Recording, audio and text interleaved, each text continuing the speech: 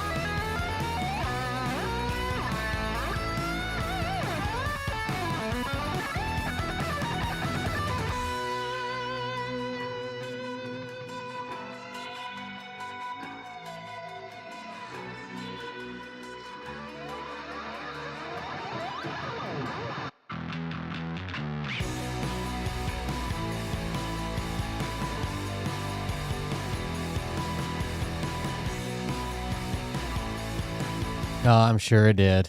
It's every night. He loves us.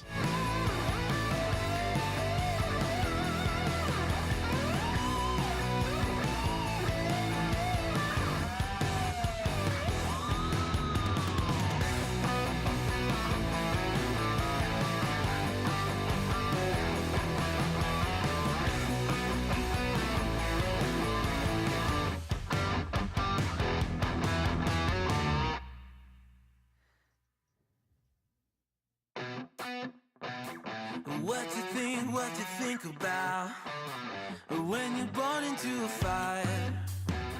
Let them burn it out. Sell them to the richest buyer. They wanna let the world decay. They tell us lies and fade away, fade away. We feel betrayed.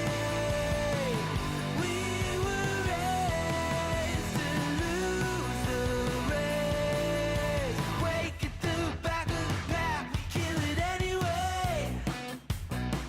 Listen up now, because we're never dropping out. Beat the odds, beat the big house. The brains are bigger than the doubt. We've been thinking for ourselves, never let the truth fade away. This is bigger than ourselves, we won't let the world burn away, burn away. We feel betrayed. We were raised to lose the race. Wake at the back of the pack, kill it anyway. To blame, haters face the world's mistakes. Wake at the back of the pack, kill it anyway.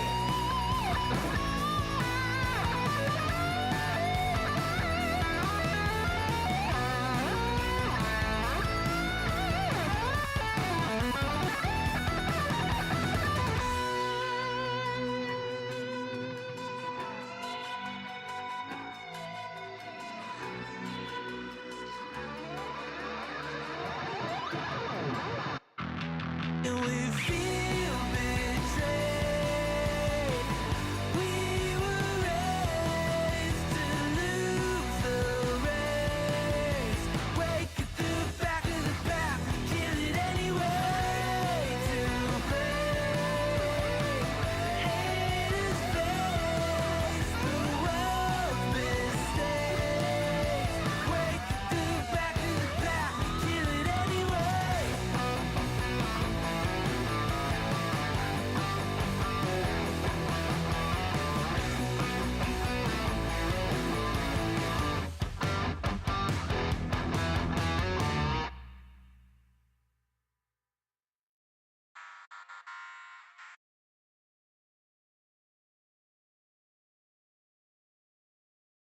All right, you guys ready? What do you think? We doing it? Hey Daddies, it's me, the Linda Binda from TikTok. I wanted to make this video because I wanted to thank you for watching Cold Beer Confessionals with Will Bird. I think that's just incredible. I've watched a few episodes and I'm just like very intrigued. But you know what I'm most intrigued in is Big Daddy's meat stick. I heard that it's Everybody very say hello to thick, like Bert. a good old German sausage. He'll be here later. You know, Linda Thank you, and Kit, her coochie C.A. loves that. Crafter, for the resubscription. Never mind. Let's not go there. Anyways, I hope you have a good show and enjoy it as you can. There's a lot of weird things that go on, especially when it comes from the realm of Linda Bindaland. So, enjoy the show. Thanks for watching. Peace out. Welcome, everybody. I am Will Bird, and this is the Cold Beer Confessional. Thank you for joining us, guys. Hope y'all are happy to be here. Happy to be here. Another day. What is it? It's Friday, though, right? It's the weekend. Is today Friday? Liam leaves for his trip soon. Liam's 8th grade trip takes off soon. They're going down to Orlando for a few days, and his history teacher is a chaperone. And he's going with his friends, and they got like they're going to be there for multiple days, but they got like a two park pass. There's 2 different parks they can go to and enjoy and hang out. He's excited. I'm giving him. I don't want to give him cash because it's so easy to lose. So I had to take him to the store the other day and teach him how to use a debit card because I'm sending him with a card. So we'll see how that works out. He's learning how to use it. And then probably send some emergency cash, like hide it somewhere or something, just in case. But I don't know. They're growing up too quick. Anyways, tell me if this looks like a professional website of a broadcaster who is making $20,000 to $30,000 per ad read.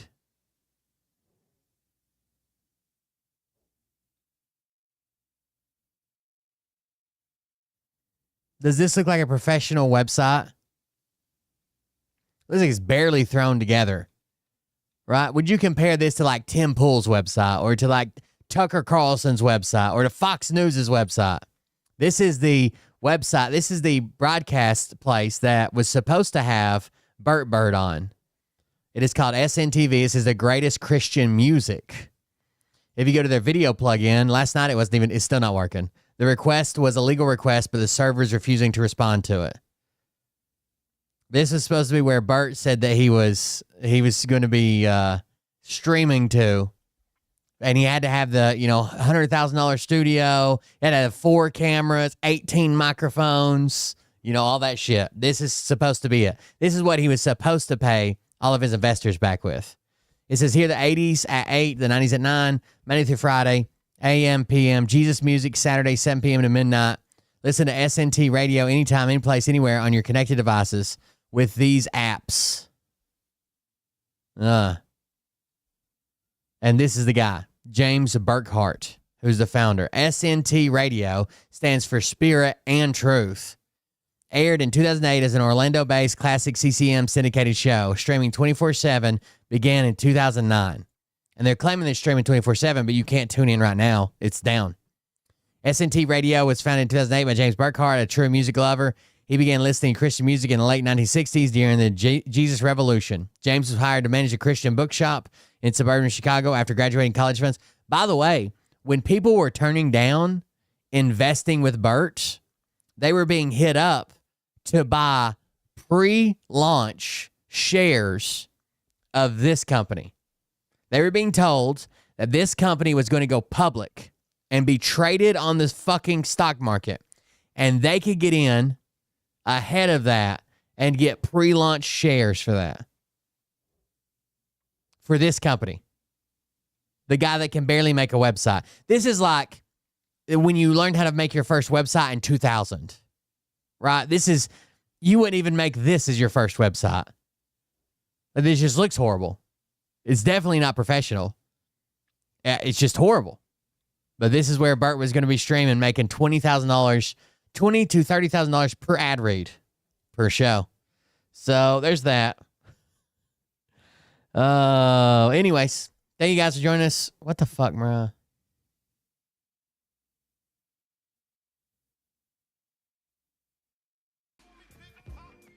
Rob 5,252. Oh, thank you. Subscribed for 26 months. Thank you for the resubscription. I appreciate it. Where do we want to start at? I thought this was pretty funny. You guys know that Bill Maher kind of tried this humanizing Trump thing. I don't know if you guys saw the interview. There'll be a clip of it in here. This is the Majority Report with Sam Cedar. But basically, he's like, I had dinner with Trump. He's not such a bad guy. You know, when he's not in front of the cameras, you know, he laughs at himself and he's cool and you can get along with him. And this is like whitewashing Trump, like making him seem like the people that hate him are crazy and he's just a normal guy. But even if that's true, let's say behind the scenes, when there's not a camera in the room, Trump is the coolest motherfucker you've ever met. Does that matter? If every time he's in front of the camera, he's doing horrible atrocities and taking away people's due process and challenging the fucking courts like he doesn't have to listen to them and taking away people's constitutional rights, does it matter how cool he is when the camera's off? Does it matter at all? He could be a different person, a completely different person when the camera's off, and it still wouldn't matter because that's not the person out here fucking people's lives up. Anyways, so check this out. Bill Maher did this piece, and then Larry David wrote an opinion piece, kind of in the same vein. This is amazing. I wasn't gonna play it, so I'd forgotten about it. I saw it at one point, and then I think this happened during my vacation, so I didn't pay that much attention to it. I don't remember. And then Larry David wrote. Oh, thank you. Some dude bought 5 6-packs for 5 6-packs for extra socks. Thank you. I'll make sure that goes in the sock fund. I do have a full pair, so I mean, I hate to brag, but I do have a pair of socks, but I guess I'll get another pair. I get a pair for my hands. What are those called? What I thought was actually Thank you. a funny piece in the New York Times. He's a funny guy. About his dinner with Hitler, Yeah. as if he was Larry David is very funny. back in the 30s. Now look. Well, let's listen to Bill Maher first before we talk about it. I think he responded to, now the Larry David thing happened. Yeah, we should give just a little bit of a timeline for people who aren't caught up on this. So Bill Maher had dinner with Trump, then talked about it on his show, like for I guess 15 minutes or something like that, about how he's actually pretty funny behind the scenes and he's a really nice guy. It was like a 15-minute monologue that he did, where he's like, yeah, you know, he's not that bad. We talked about dogs, like all these things to like humanize Trump, which is fine. I never thought Trump wasn't a human, but who gives a fuck? It would be different if we just didn't like him just because he's a Republican and he was making certain decisions we didn't agree with, but it was still within the political bounds of our system. When he's trying to ignore the Constitution, no one gives a fuck what he's like. And so then Larry David takes out an opinion piece in the New York Times called My Dinner with Adolf. Can I just read the first couple lines? Yes. Imagine my surprise when in the spring of 1939 a letter arrived. Oh, wait, let's do this afterwards, okay? Okay. Because first we're going to do what Bill Maher did in announcing that he had done this. Right. And understand the tremendous whitewashing that's going on here of Donald Trump. Well, let's play this first. Okay. The guy I met is not the person who the night before the dinner shit-tweeted a bunch of nasty crap about how he thought this dinner was a bad idea and what a deranged asshole I was. The night before the dinner, Trump was tweeting about how horrible it's going to be, what a nasty asshole Bill Maher is, shit like that. And he's like, oh, but I got there and he was great. I read it and thought, oh, what a lovely way to welcome someone to your house.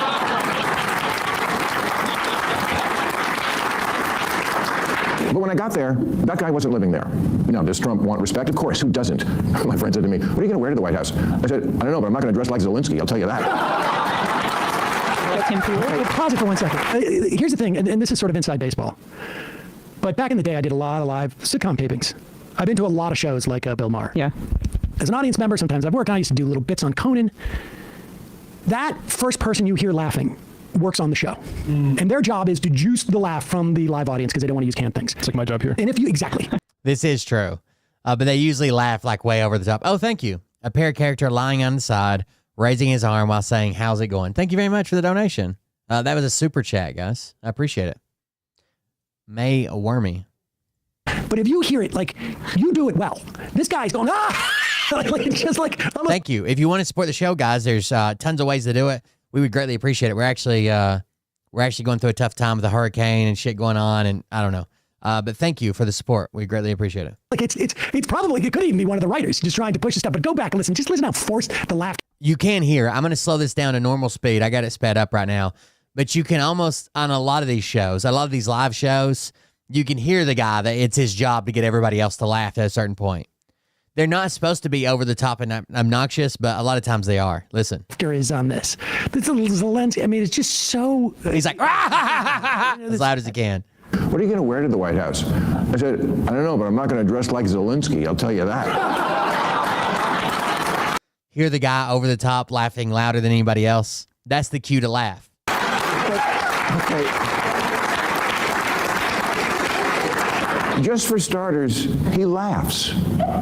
I'd never seen him laugh in public, but he does, including at himself. And it's not fake. Believe me, as a comedian of 40 years, I know a fake laugh when I hear it.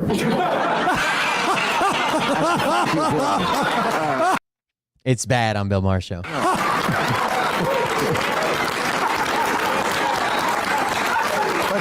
Okay, example, in the Oval Office, he was showing me the portraits of presidents. He just subscribed. Oh, thank you for the subscription. I appreciate that. And he pointed to Reagan and said, in all seriousness, you know, the best thing about him, his hair.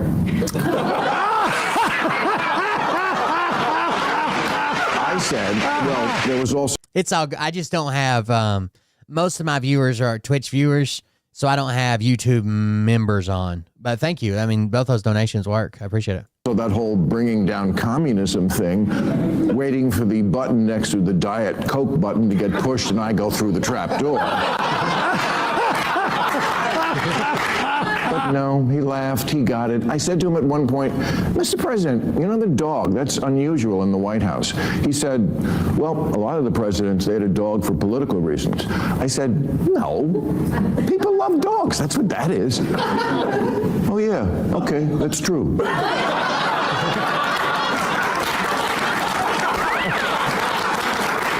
I'm telling you what happened.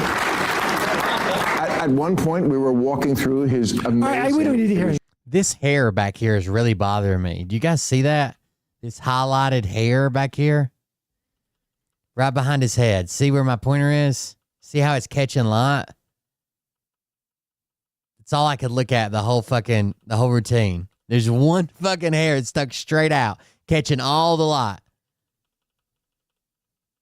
It was an amazing tour. We don't even hear about it. Oh, thank you, May. Because here's the thing. Who gives a shit? Yeah. He is on, this is a political show. Yeah, I mean, come on, Sam. He's speaking his truth. I know he's speaking his truth, but the fact of the matter is that all he's doing is... So Larry David, to point out the absurdity of this, writes this opinion piece of like, hey, I was invited to dinner with Hitler. Not saying Trump is Hitler, but saying like, if we believe this guy's doing all these horrible things, these are, you know what I'm saying? Is saying that don't pay attention. There's another side to Donald Trump you don't know. And I say, who gives a shit? Because he's the president of the United States. What's relevant to people is what he's doing. Do you think like Mahmoud Khalil cares that there's another softer side? He's a real human, Donald Trump.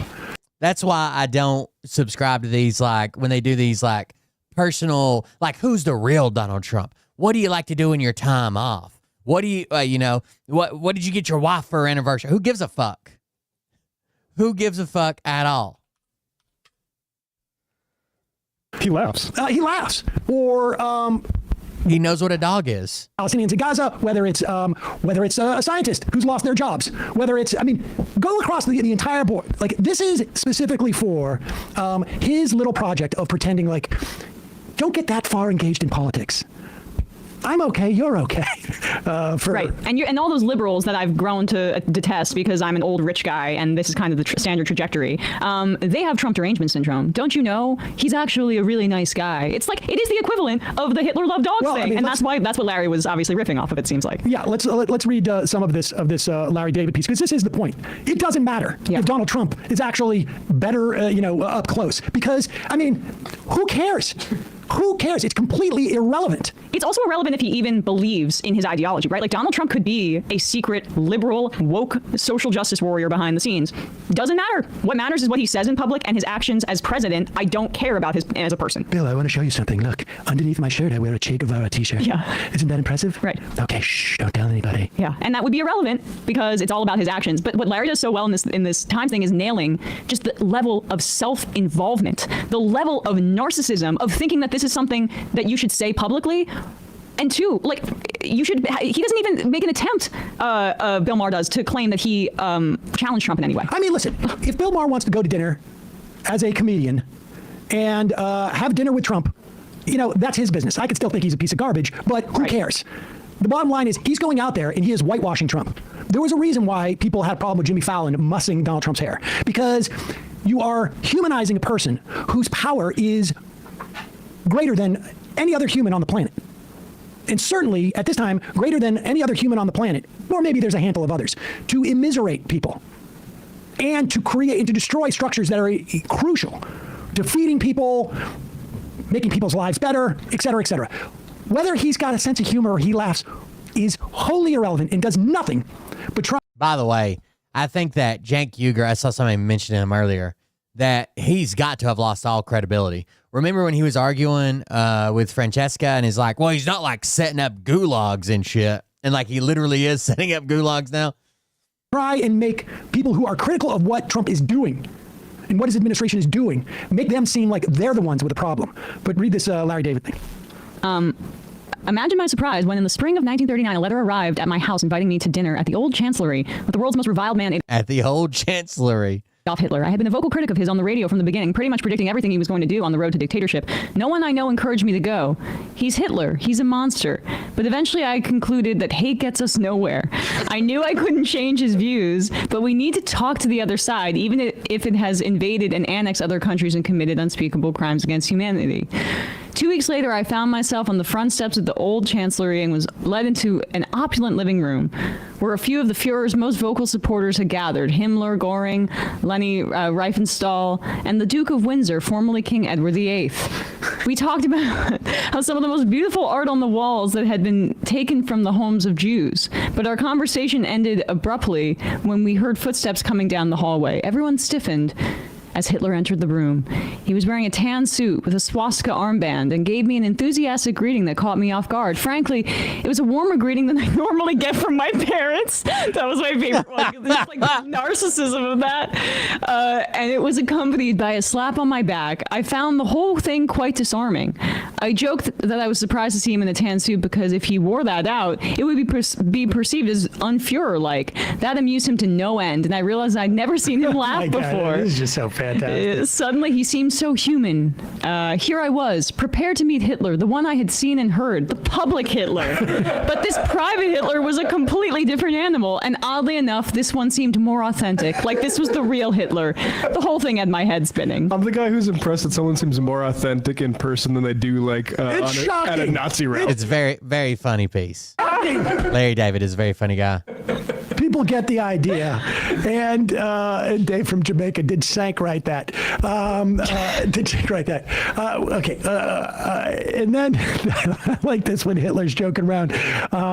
Goring immediately grabbed a slice of pumpernickel, whereupon Hitler turned to me, gave me an eye roll, and then whispered, "Watch, he'll be done with his entire meal before you've taken 2 bites." That one really got me. Goring, with his mouth full, asked what was so funny, and Hitler said, "I was just telling him about that time my dog had diarrhea at the Reichstag."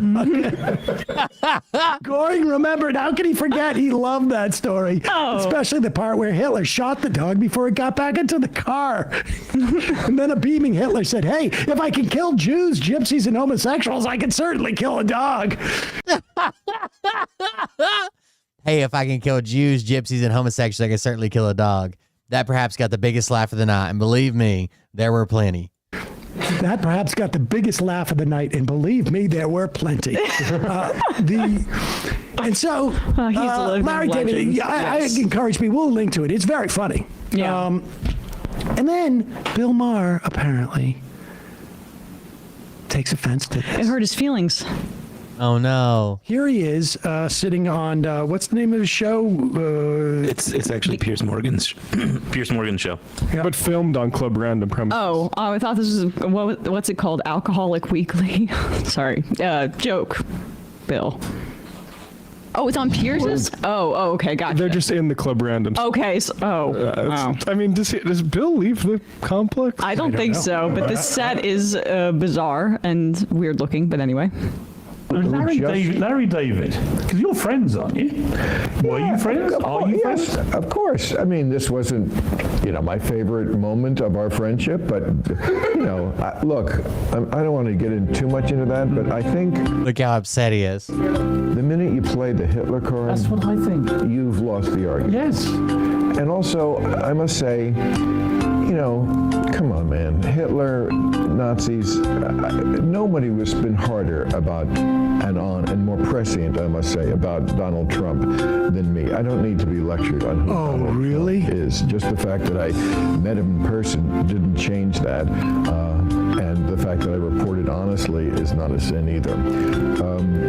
But, to use the Hitler thing, first of all, I just think it's kind of insulting to 6 million dead Jews, like that should kind of be... You gotta be effing kidding me. What you really offending the Jews. When he writes this joke, I was invited to meet fucking Hitler. That's really offending the Jews. That's kind of off limits. Bill Maher is like the free speech guy, right? Comedians can do everything guy. Hey, are you effing kidding me? He's now policing comedy use of Hitler?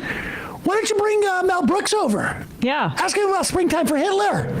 Yeah. Why don't you bring over Woody Allen? Why don't you bring over every Jewish comedian who has plowed the road for you to even have like any semblance of a career and ask them like, you joking about Hitler? I don't know if that doesn't seem appropriate. Do you think? Are you kidding me? Are you kidding? Like, how dare he? Yeah, I know. His entire career has been politically incorrect. Yeah. We can't police God. And now he's saying this. This is one of the most, and I've been doing this for 20 years, one of the most hypocritical, disingenuous, like, I can't believe that no one in his life said, Bill, wait a second.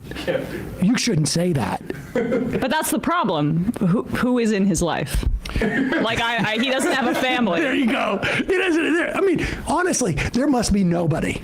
Like, Bill, do you really want to criticize Larry David for a satirical piece bringing up Hitler? Yeah, Bill, are you sure you maybe just didn't get a big rush off your first socialization in 4 years when you went to Mar-a-Lago? Are you sure it was Trump? And this is the thing, too. Like, aside from that being just, so delicious and frankly nutritious that I feel like someone living on a desert island could live for years off of just how incredibly, like, the amount of chutzpah on that, I think honestly could. And to say that to Larry, too. I mean, like, Larry David is a Jewish man. This is absurd. It's just such a disgrace to make a joke about the Hitler to the Jews. The Hitler card. Okay, like, he just played the Hitler card in an incredible way.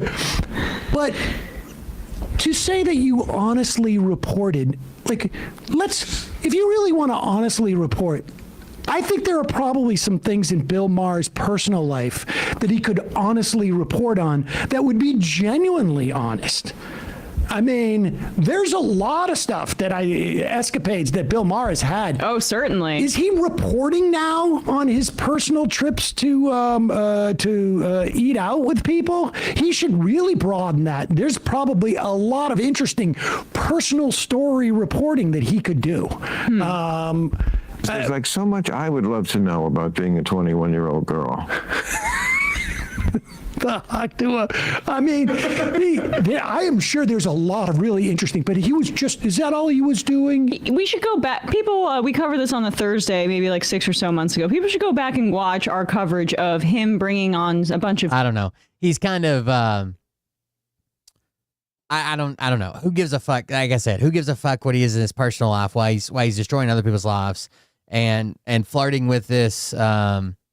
third term bullshit. They're selling this hat now. Well, they're selling the 2028. I'm sorry. They're selling the 2028 hat. Trump 2028. And Elon Musk is sharing, hey, let's get ahead of this and let's go ahead and get the 2032. They're selling a Trump 2028 hat. That's insane, dude. Oh, he's just trolling the left. I don't know if that's something you troll, like, you know what I mean? Like, that's too far, right? Especially the actions you've already taken. But while we're on the topic of Hitler, check out this video I got today. I made a video on TikTok. We don't have to watch the video. I'll just tell you about it. I made a video on TikTok, and I said, Trump supporters, MAGA, do you agree with Trump's latest statement he made about activist judges who are defying him? Then I read the statement. I expect the legal profession to understand that the nation is not here for them, but they are here for the nation. From now on, I shall intervene in these cases and remove from office those judges who evidently do not understand the demand of the hour. And I said, let me know in the comments. Do you agree with this? Do you not agree with it? What do you think about it? And let's go to the comments and read. Trump supporters. Here we go. Trump is in charge of the DOJ and the judges. He's not wrong. He has the power to do so when the judicial tries to override the executive branch. They are equal and separate branches until one overreaches. You're welcome. Well, our three-branch of equal government was set up for a reason, and that's to check the power of the executive branch so we don't end up in a dictatorship. That was the one good comment. Someone else said, awesome. I feel like a lot of these judges that I never voted for are pretty much trying to cancel out the vote I did make. I think they're overstepping and just throwing stuff to the wall, see what sticks. The overwhelmingly majority voted for direction of country to be changed, and that the judicial system should, for the most part, support this instead of trying to impose their unelected personal positions. Sounds good. Thumbs up. Go Trump. Oh, this is going to be good. Tag me when they respond. I need to tag that person. Following the oath they swore to makes sense. It's like Christmas every day. When you have activist judges in place who blatantly only care about certain people, more power to Trump to do what he wants with them. I think the left needs to reevaluate their plans because they ain't fucking with Trump this time. These judges are not for the American citizens. They are paid by the corporation through funneling off our straw man certificates. That's a sovereign citizen. My good friend, if you can't see the courts and judges lean left, you're not dealing in reality. Dem party using judicial system for political purposes. Example, Obama 75% deportations, no due process. The judicial system has turned into activists. Nobody wants activist judges because at some point their opinion will differ from yours. But the president has already been set. Now, again, the quote is, I expect the legal profession to understand that the nation is not here for them, but they are here for the nation. From now on, I shall intervene in those cases and remove from office those judges who evidently do not understand the demand of the hour. That is the quote, okay? The problem is it's not from Trump, okay? It is a quote from 1942 from Hitler when he aligned the entire judicial system and gave them explicit orders. If it's the Nazis versus non-Nazis, the Nazis always win. That's where the quote's from. It has nothing to do with Trump, although it aligns with all of his beliefs. So then I made this video. MAGA, do you agree with this quote from Trump? And it says, I expect the legal profession to understand that the nation is not here for them, but they, judges, are here for the nation. From now on, I shall intervene in these cases and remove from office those judges who evidently do not understand the demand of the hour. In the context of Trump is ignoring the courts or claiming he's going to ignore the courts, or his supporters are saying he should ignore the courts because they're activists or they're Soros or they're funneling money or they're left-wing lunatics or whatever. And overwhelmingly, as you can see from this comment, they agreed with this quote. The problem is, it's not a Trump quote. It's a 1942 Hitler quote when he made sure that his judicial system would always rule in favor of the Nazi party versus anybody else. It's brainwashing, dude. They don't care about anything else but Trump. I asked MAGA.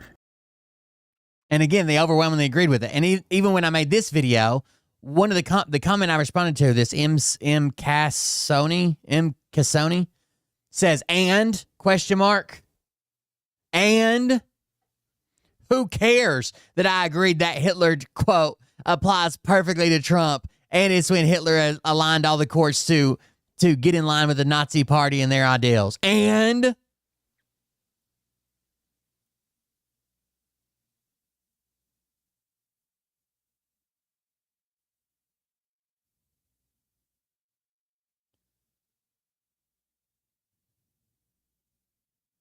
what the fuck is wrong with these people? It's like they turn their fucking minds off completely, and they become a machine to repeat what Trump and those underneath him, like, and the top broadcasters say. So like Tim Pool and Benny Johnson and all the Charlie Kirk. Because stuff like, literally, I guarantee you, Trump could come out tomorrow and say, I love the Supreme Court. I love the Supreme Court. And they'd all be saying the Supreme Court is the only court. It's the best court. We only listen to the Supreme Court, blah, blah, blah. And then a week from now, when they rule against him, he could say, the Supreme Court's never been valid. And they'll be like, there's no need for a Supreme Court. I don't even know why we have it. We need to get rid of it. It's insane, dude. You can't even back him up when you're like, well, that was actually a Hitler quote while he was doing what Trump's trying to currently do.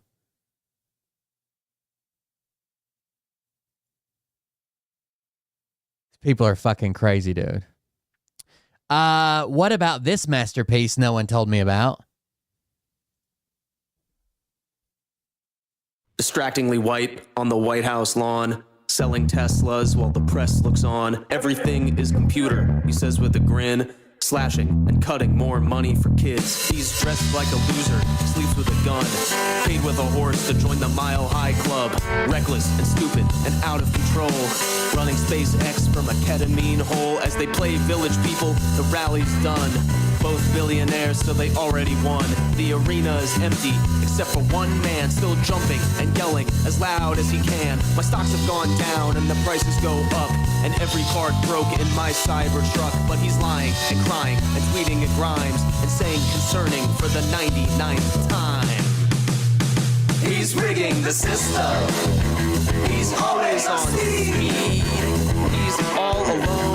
All alone. Tweeting out more memes. Because he's wasted and racist, compulsively mean.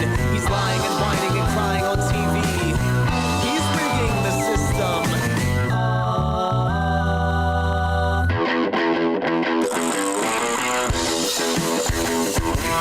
They did a really good job. That's the Cake song, Going the Distance. Distractingly white on the White House lawn. That's pretty fucking good remake. Selling Teslas while the press looks on. I hope they put out a full song. He says with Thank you for the resubscription, Steven. For 32 months. Thank you for that. Slashing and cutting more money for kids. He's dressed like a loser, sleeps with a gun. Paid with a horse to join the Mile High Club. Reckless. Which is wild. He offered a woman a horse if she would fuck him on a plane. And stupid and out of control. Running SpaceX from a ketamine hole. As they play Village People, the rally's done. Both billionaires, so they already won.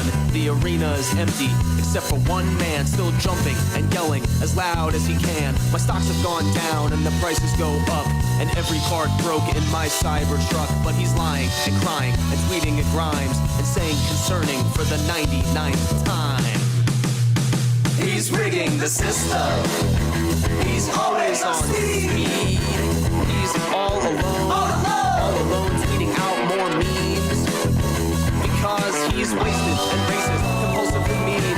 He's lying and whining and crying on TV. He's rigging the system.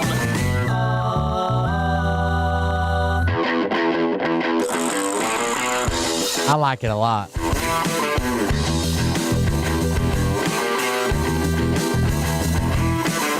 Distractingly white. All right, we can finish it now. Here's a story I alluded to last night. Let me make sure I can pull it up. Everybody wants me to pay a fucking subscription. Hold on.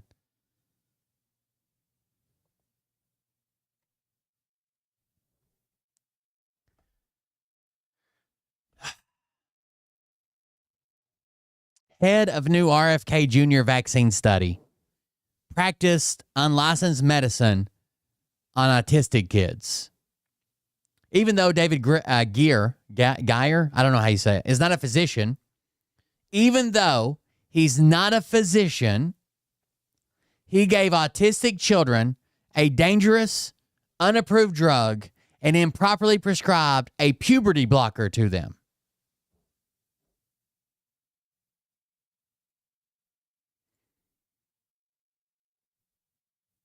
Talking about these guys.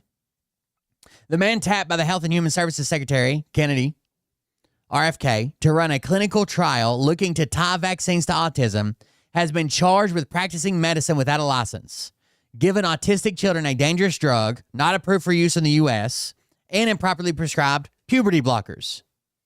In 2011, the Maryland Board of Physicians charged David, who is not a physician and has only a bachelor's degree, not a physician, his dad is, not a physician, and only has a bachelor's degree, with illegally practicing medicine alongside his father, Mark Geyer. If I'm pronouncing it wrong, I'm sorry. A doctor who died last month. His dad died last month. And this guy's not a doctor.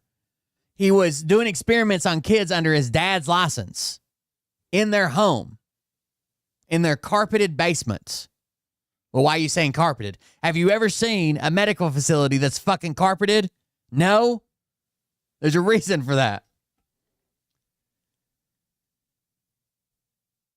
The two treated children with Lupron, a drug used to lower testosterone or estrogen levels in patients with prostate cancer, endometriosis, and other diseases, along with chelation therapy, which leaches heavy metals from the body, as in lead poisoning.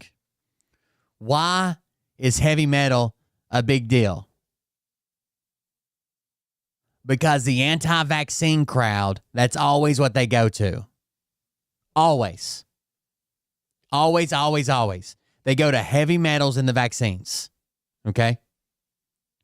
Those treatments followed a widely discredited theory that blames autism on exposure to mercury and preservatives used in vaccines. Kennedy has promulgated that theory, even though more than 24 large, rigorous studies have discredited any link between vaccines and autism. At one time, this Mark guy, the dad, he had a study he published.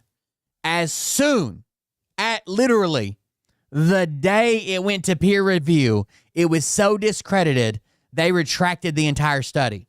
But there's still copies of it. There's still copies of it that anti-vaxxers pass around because it was on the internet for once, so it's never going to go away, right? Autistic advocates decried Kennedy's appointment, fearing his refusal to give up on efforts to establish one would refocus federal resources on finding a cure for what most scientists now believe is naturally occurring human neurotap.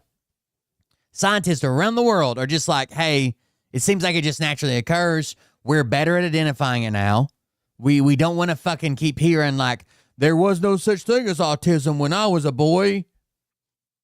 It's because it's a spectrum, there's going to be tons more people on it. I'm a little autistic. I don't know if I've ever shared that with you guys. Doctor told me I'm a little autistic. Just fucking like things that I have. Because I wouldn't call myself an autist. Like literally, I'm an autist online, like an autist literally.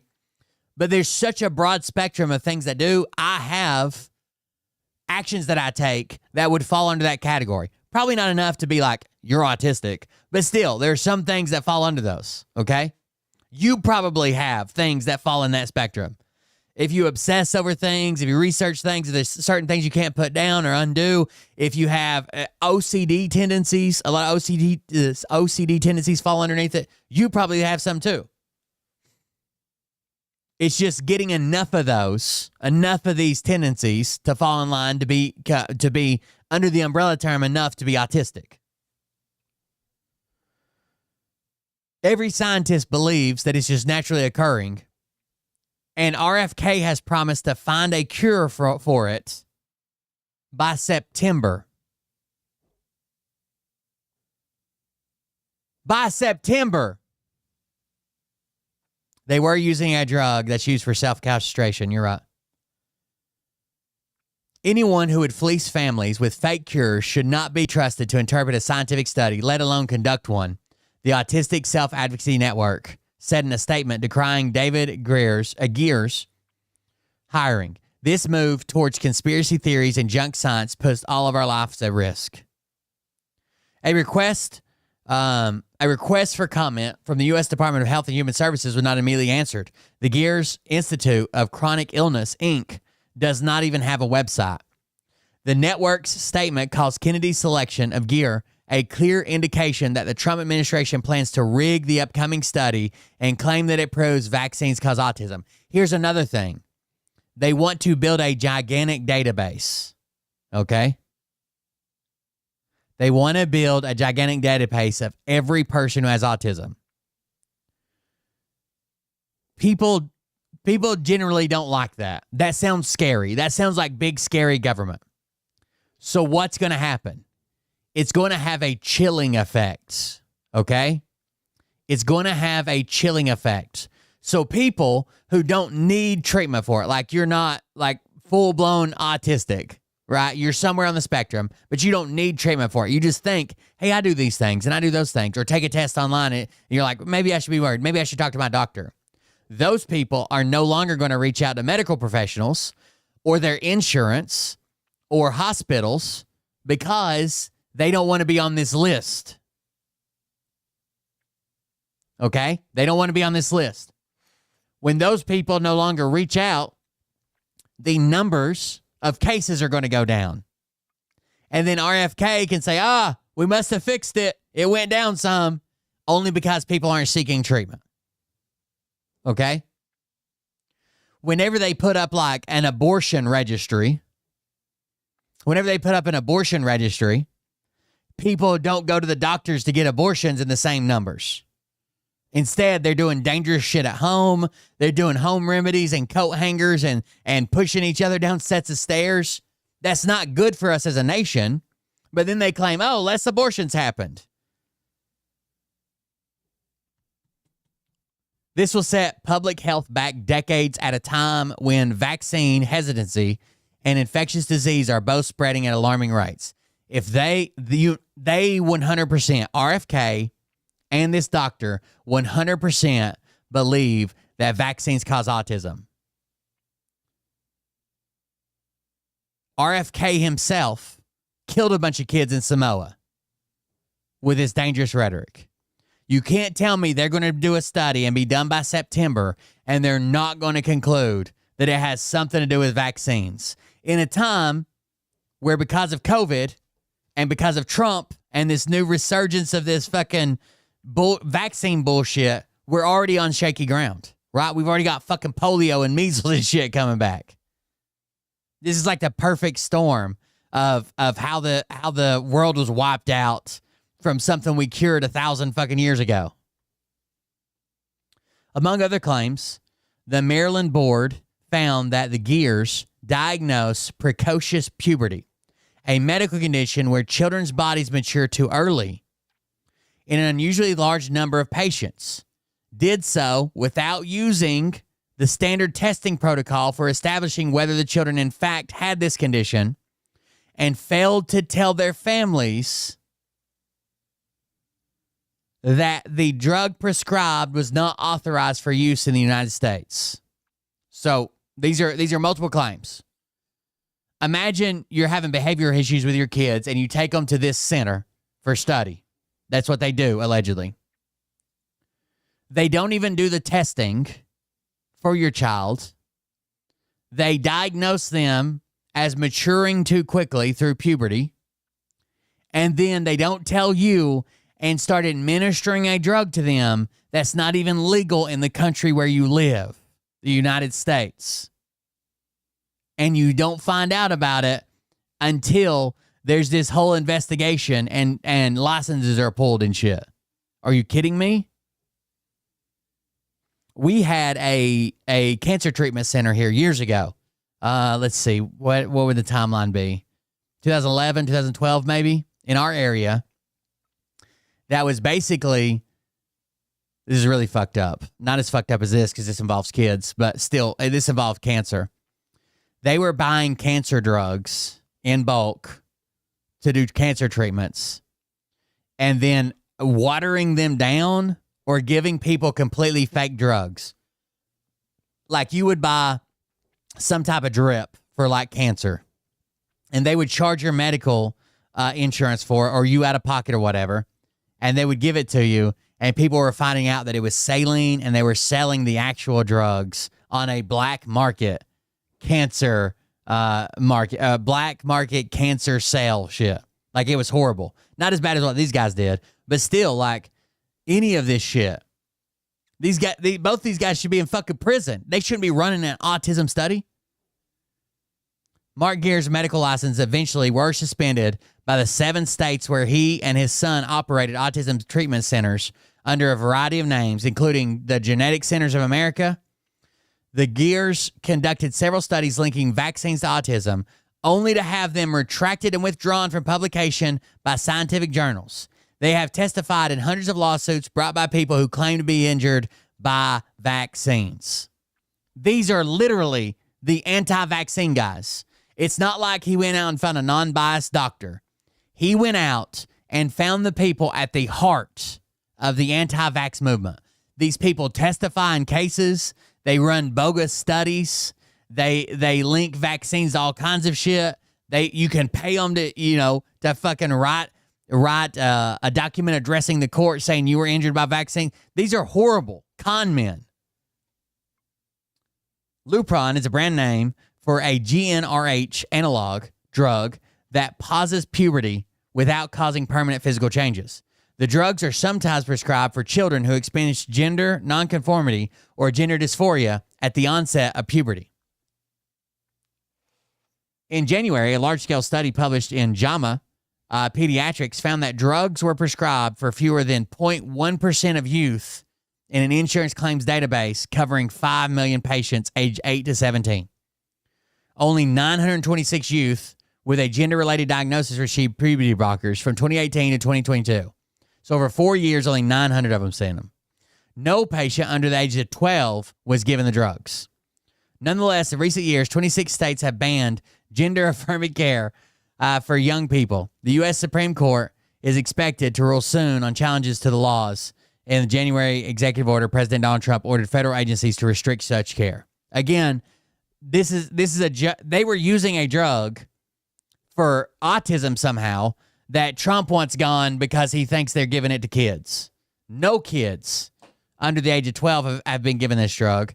And the ones from 13 to 17, it was given to less than 0.1% of the youth. But these guys were giving it to kids because they thought it had something to do with their autism.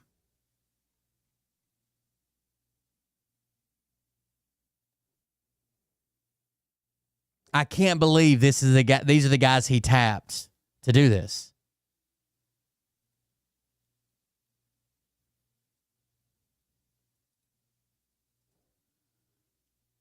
This is the guys that he picked for the... I can tell you what the study's going to say already.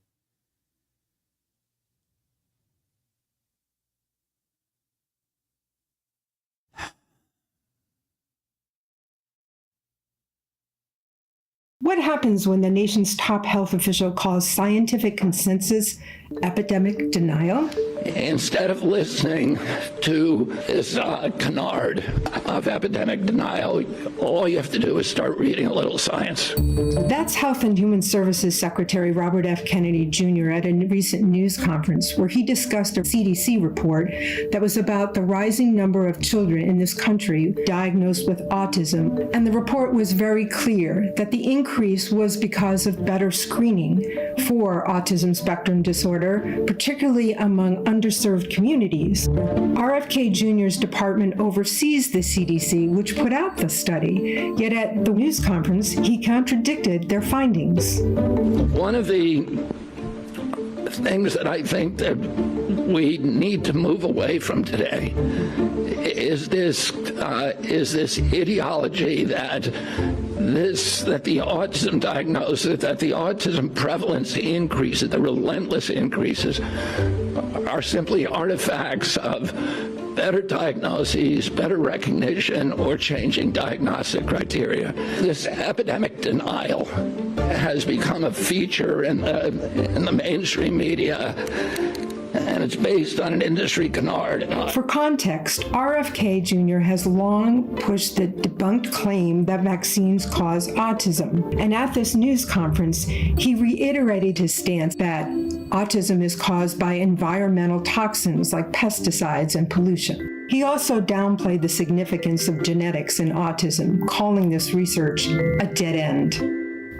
Now, I talked to researchers who have been studying autism for years, and their research points to many factors, both genetic and other reasons. For instance, some are looking at the role of fevers and inflammation during pregnancy. They also shared their fears that their years of work might be under threat, because RFK Jr. is not just casting doubt on their work, but he's doing it from a high position of power. And he pledged to find the causes of autism by September. The researchers I spoke with said this is wildly unrealistic and likely to be not credible. One researcher I spoke with likened RFK Jr.'s statements, coupled with the widespread terminations of research grants by the Trump administration, to Lysenkoism. That's a time in the Soviet Union in the 1940s when research scientists... It's okay, again, he's not Hitler, but goddamn, how many things are you going to have to line up here? Who did not adhere to a political position of anti-genetics were tortured or imprisoned or executed. And while it's not an exact parallel, the administration's handling of autism research makes it clear that the landscape of research in America is rapidly changing, and we will be here to continue covering it.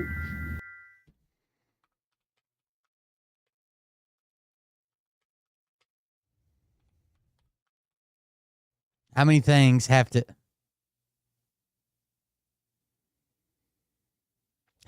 need to line up?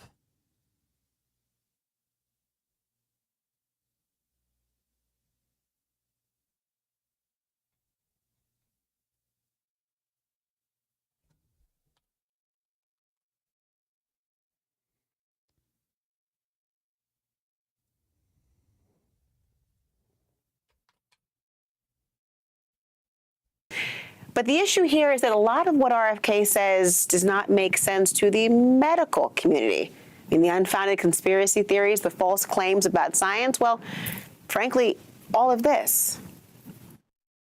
I do believe that autism does come from vaccines. COVID-19 is targeted to attack Caucasians and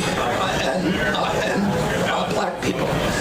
The people who are most immune are Ashkenazi Jews and Chinese. COVID was clearly a bioweapons problem. Wi-Fi radiation does all kinds of bad things, including causing cancer. Some of these mass shootings that we're seeing in this country may be related to these new class of drugs, of SSRIs and benzos.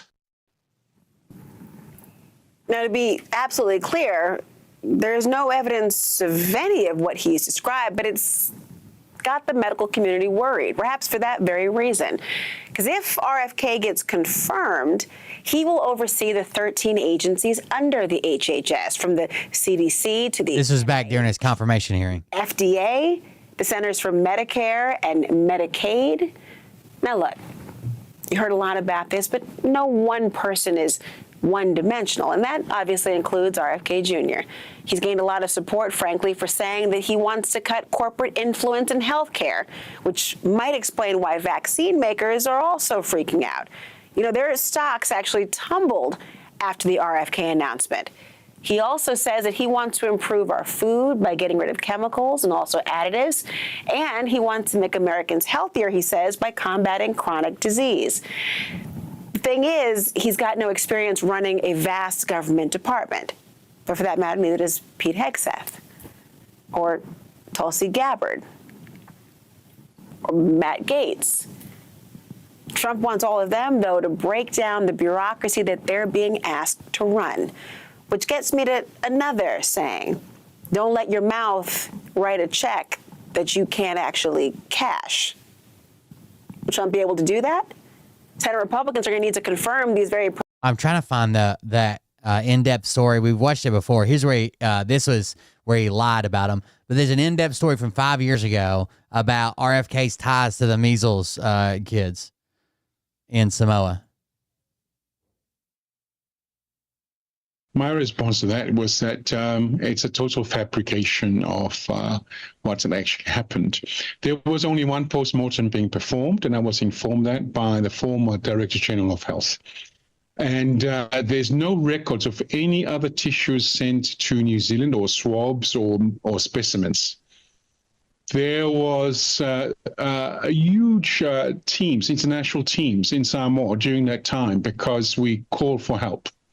When the epidemic went out and killing people. And so there were doctors here from all over the world, including Australia and New Zealand. And those doctors were there when they were treating patients, and they could tell it's measles. You know, if it looks like measles and it smells like measles, it's measles that killed those people. So there was no need for us to send specimens anywhere. So what Kennedy said is a complete lie. At his hearing last week, he talked about specimens sent to New Zealand showing that the 83 people may not have died from measles. I mean, that's huge denial of the fact that there were so many doctors in the country at the time who treated those people. His company, his nonprofit, was literally advising people to stop taking this measles vaccine. They get a measles outbreak. You know how they fixed it? And RFK himself was down there talking to the president, rubbing elbows with him, hanging out at his palace and shit, advising people to stop doing this. And it was all because the entire scare got started because a nurse gave the kid a wrong injection. I'm trying to remember this through memory, and I could be wrong. But from what I remember is she was supposed to give this measles injection to a kid.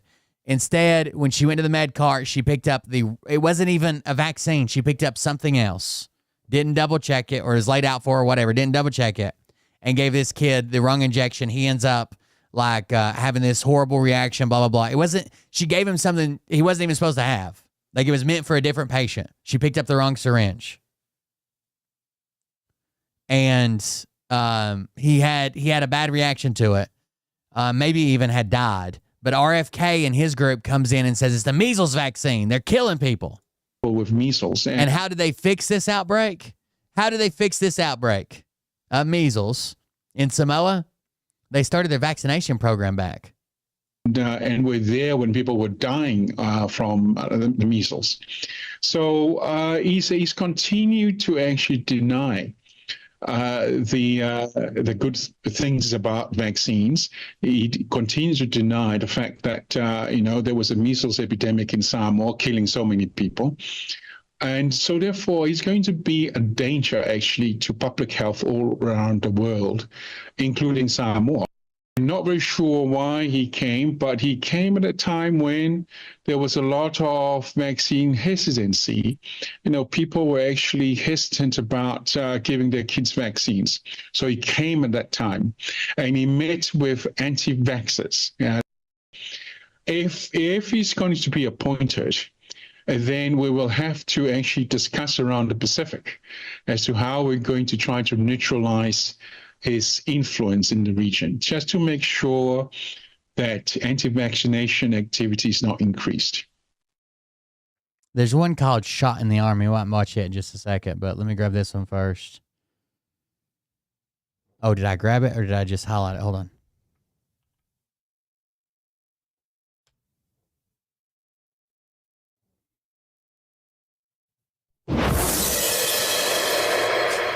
What do you know about the independent state of Samoa, This is it. known as Western Samoa? It's 6,000 miles from the mainland US, and it's long been a center of Polynesian culture. And he claims, as well as when asked about this at his confirmation hearing, whose mother hails from that island nation. In late why won't you pause, you piece of shit? The country was in a public health. When asked about this at a confirmation hearing, he says, I no longer have anything to do with that nonprofit. But he did right up until he was nominated. That's when he stepped down. Why YouTube's being so weird.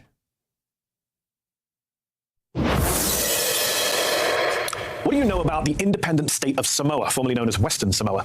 It's 6,000 miles from the mainland US, and it's long been a center of Polynesian culture in the South Pacific, as well as an ancestral homeland to the Rock, whose mother hails from that island nation. In late 2019, though, the country was in a public health crisis, not from a new threat like COVID, but from a very old killer of kids that had once been nearly eradicated, measles.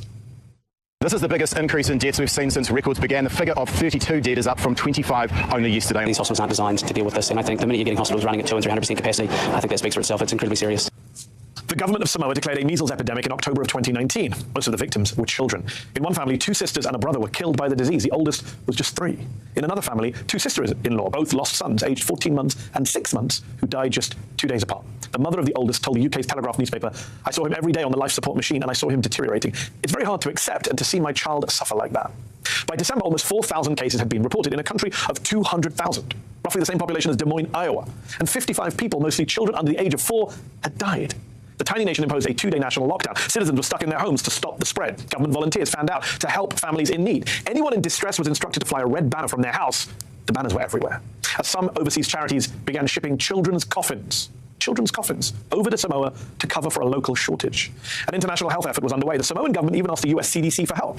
By the time the Samoan government declared an end to the epidemic, 83 people had died. Again, most of them kids.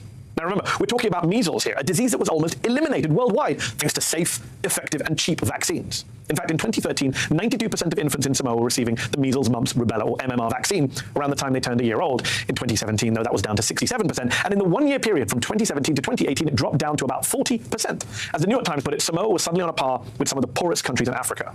What happened to send the rate so low in 2018 specifically? Well, a growing anti-vaccine movement found a story to rally around. That year, 2 infants died after getting the vaccine. They died because their nurses had made a fatal mistake in administering the shots. They mixed a muscle relaxant into the vaccines instead of sterile water. Those nurses quickly confessed their error and pled guilty to manslaughter. But those facts did not matter to Samoan anti-vaxxers. Instead of telling the truth, they claimed that the vaccine itself was responsible for the deaths. And they got help from a US-based anti-vax group, Children's Health Defense, which took to Facebook to question the safety that those infants received. But again, it wasn't the vaccine. And there was no correction from that US group. Again, it wasn't the vaccine. Hold on. Let me go back because I missed this part. To Samoan anti-vax. The wrong injection helped cause, okay. Relaxant into the vaccines instead of sterile water. Those nurses quickly she mixed a muscle relaxant into the vaccine instead of water. Okay. Pled guilty to manslaughter. But those facts did not matter. And she went to prison for manslaughter. Holy fuck. To Samoan anti-vaxxers. Instead of telling the truth, they claimed that the vaccine itself was responsible for the deaths.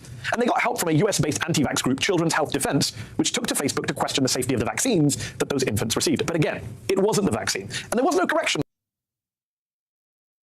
from that US group. In the wake of those 2 deaths, Samoa's prime minister gave in to the anti-vaxxers and halted the country's measles vaccine. So it's an injection she was supposed to mix with sterile water, and instead she used a muscle relaxant that was way too large a dose for the kid, and she pled guilty to manslaughter. But they blame it on the vaccine, right? In 2018, and continued the pause for nearly a year, even after the people of Samoa learned that the nurses and not the vaccine were the reason for those 2 children dying. Samoan health experts urged the government to resume mass vaccination, but they didn't do so until well into the outbreak. The founder of Children's Health Defense, a prominent American anti-vax activist, would later tell a Samoan newspaper that he had the prime minister's ear on the issue, and that the island nation's leader had privately shared his doubts about the safety of immunizing the public. That had the prime minister's ear on the issue. Activist, quote unquote, had become something of a celebrity in Samoa. He was honored as a guest of the prime minister. He met with local anti-vax activists. Who was this American anti-vaxxer who bragged after the epidemic about his sway with the Samoan leader? Actually, he's the reason why I'm telling you all this. When I am the President of the United States, I am going to end the chronic disease epidemic in this country. ADD, ADHD, speech delay, language delay, tics, Tourette syndrome, ASD, and autism. This is crippling to the middle class in this country. He's a fucking lunatic, dude. We knew this was going to be bad for our health. He's a fucking lunatic. And I don't even care if they want somebody that's like super progressive. It's like, hey, we need to get rid of dyes and corn syrup and high fructose this and that, chemicals. Sure, whatever. If that's the direction we're going, that's the direction we're going. Let's do it. This guy is a fucking lunatic. And we need to figure out what it is. Yes, that's Robert F. Kennedy Jr., who's running against Joe Biden for the Democratic presidential nomination. RFK Jr., who heads the anti-vax Children's Health Defense Network, which has since been banned from Facebook and Instagram for spreading misinformation. RFK Jr., who in June 2019, along with his wife, actress Cheryl... Oh, Bert, if you see this part of the show, somebody sent me a donation last night just to rub in your face. I forgot. I didn't see it until after the show, but it was literally just to rub in your face. Hey, Will, this is to make Bert mad. Make sure you announce it. Thank you very much for that donation. I appreciate it. Hines was a special guest of the Samoan The Prime Minister power at of the country's Christ Independence Day compels you celebration. to give little Bert a little kiss. Cheryl Hines is there with him. While on that trip, Kennedy also just happened to meet with one of Samoa's most prominent anti-vaxxers, and she posted a pic of them together on Instagram, along with the hashtag investigate before you vaccinate. It's on that trip that Kennedy would later brag where he spent extensive time with the Samoan leader. Quote, the Prime Minister was a joy to be with. He spent a lot of time with us. We met many health officials. Kennedy told reporters he and the Prime Minister only talked a limited amount about vaccines and mostly... I mean, he killed kids. His work killed kids in Samoa. Discuss whether his charity, the Children's Health Defense, could help improve Samoa's health system. Weeks later, the epidemic of the unvaccinated was underway in Samoa. And as more children died that November, Kennedy sent the Samoan Prime Minister a letter pressing him to investigate whether those children died not of measles, but ridiculously of exposure to the measles vaccine. Quote, they were dying of measles. The doctors were telling people, you're dying of measles. Why is your kid not vaccinated? And he wants them to investigate whether it was exposure to the measles vaccine. Children who received the live measles virus during Samoa's recent vaccination drive may have shed the virus and inadvertently infected vulnerable children. He added, it is a regrettable possibility that these children are causalities of Merck's vaccine. He probably meant casualties. Either way, he didn't know what he denied all this shit, everything, when he was in his confirmation hearings. He was talking about. Remember, Kennedy is an environmental lawyer with zero qualifications to talk about vaccines or healthcare of any kind. Actual physicians with actual experience have been quick to debunk RFK's letter, pointing out that there's no evidence for his claim that vaccinated kids shed the measles virus, and noting that even if they had, it couldn't cause an outbreak. It was just as false as those posts by RFK's nonprofit, suggesting those two Samoan infants, those two children, had died from the vaccine in 2018, posts that were never retracted or corrected. In fact, we reached out to Kennedy's presidential campaign for comment this week on his vaccine misinformation in Samoa, and they doubled down. This is who RFK Jr. is. This is the brand he's running on. He'll deny he's anti-vaccine. And then yeah, they're saying Fauci should be put to death. He'll tell anti-vax crowds falsely that this is how measles epidemics end. The thing that cured it was nutrition and clean water. The thing that cured it was they started their program and retroactively got all the people that missed it. The vaccine. No, the thing that ended the epidemic was when an emergency vaccine drive got rates back above 90% in Samoa by the end of December 2019. But what does RFK Jr. care? As ignorance, misinformation, and conspiracy theories go mainstream and get monetized, this is how he gets on the Joe Rogan podcast and gets anti-vax followers to swarm reputable doctors. And yes, I could tell you about Kennedy's gaffes, like the photoshopped Russian stock image he recently tried to pass off as a campaign ad on Twitter. I could tell you how even his own family, with the name that he's traded on for years, has blasted his campaign to attack the institutions committed to reducing the tragedy of preventable infectious diseases. I can tell you how excited former Trump White House aide and pardoned felon Steve Bannon is about RFK's candidacy and its potential to tilt the 2024 election to Trump. But really, all you need to know about Robert F. Kennedy Jr., about his role in our public life, about his contribution to humanity, is encapsulated in the story of the measles epidemic that killed scores of children in Samoa in 2019. An epidemic not just of disease, but of misinformation and vaccine denial, fueled by a politically ambitious Kennedy kid with the ear of that country's leader. A politically ambitious Kennedy kid now challenging Joe Biden for the Democratic presidential nomination. So the next time you see RFK Jr. described just as a vaccine skeptic or a political maverick, remember that does not do justice to who this guy is. There are very horrible, deadly, real-world consequences to his vaccine stance. The consequences in Samoa were the needless deaths of more than 80 people, most of them kids. I mean, a mother having to watch her dying child suffer in pain? Does RFK Jr. give a damn? Who knows? But what we do know is that he's a proven public health threat who spreads fear and lies and conspiracies. So some of you watching today may want an alternative to Joe Biden in the Democratic presidential primaries, which is fine. I get it.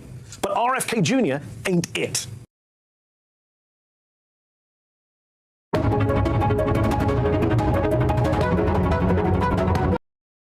He's a bad pick. And the doctors he picked are even worse, right? The doctors he put in charge of the study are even worse. This is insane. They obviously have one viewpoint that they want, and that's about it. Yeah.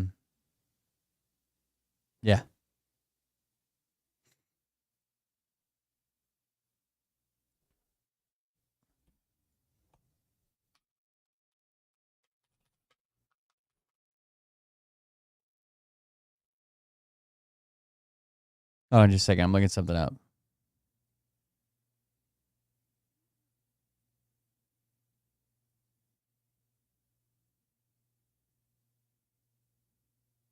I don't know. The guy's fucking insane. I've never seen less qualified fucking people be put in a job.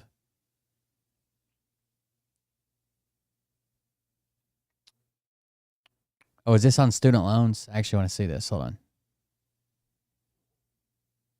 I'm going to keep posting about this all day because this is bullshit. I went and logged into my federal loan account, and this is what I found. I graduated in 2011 with $46,000 in student loan debt. My loan debt is now almost $90,000 fucking dollars. In that time, I've been a social worker that has made income-based repayments on my loan for years, and that shit has almost doubled. You want to know why people are pissed off about their student loans? It's not because we can't get anyone else to pay them for us. It is because you have set it up where we can never pay them off ourselves. And then you sit here and tell us into our faces that we are lazy, this is somehow our fault, while cheering on banks and auto industries and Elon fucking Musk getting subsidies of millions of dollars a day. Anyone who still doesn't see that this is rigged against us can get fucked. I'm going to keep posting about this all day because this is bullshit. I went and logged into my federal loan account, and this is what I found. Damn. I graduated in 2011 with $46,000 in student loan debt. My loan debt is now almost $90,000 fucking dollars. Seems a little predatory.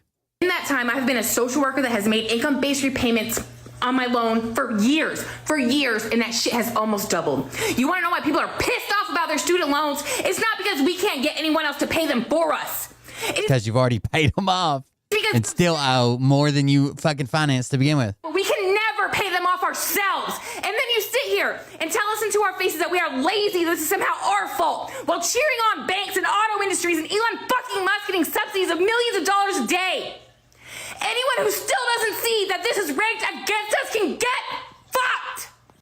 I'm going to keep posting about this. And then the last story was a judge in Wisconsin arrested. You tell me what you guys think. The way I understand it is this judge was having court with a guy that was here that was an immigrant. And there have been videos going viral of ICE agents waiting for these people to show up to court and then raiding them at the court after things are done. And multiple courts have warned people like, hey, we want people to come to court. Stop showing up and snatching people out of the fucking lobby. Okay.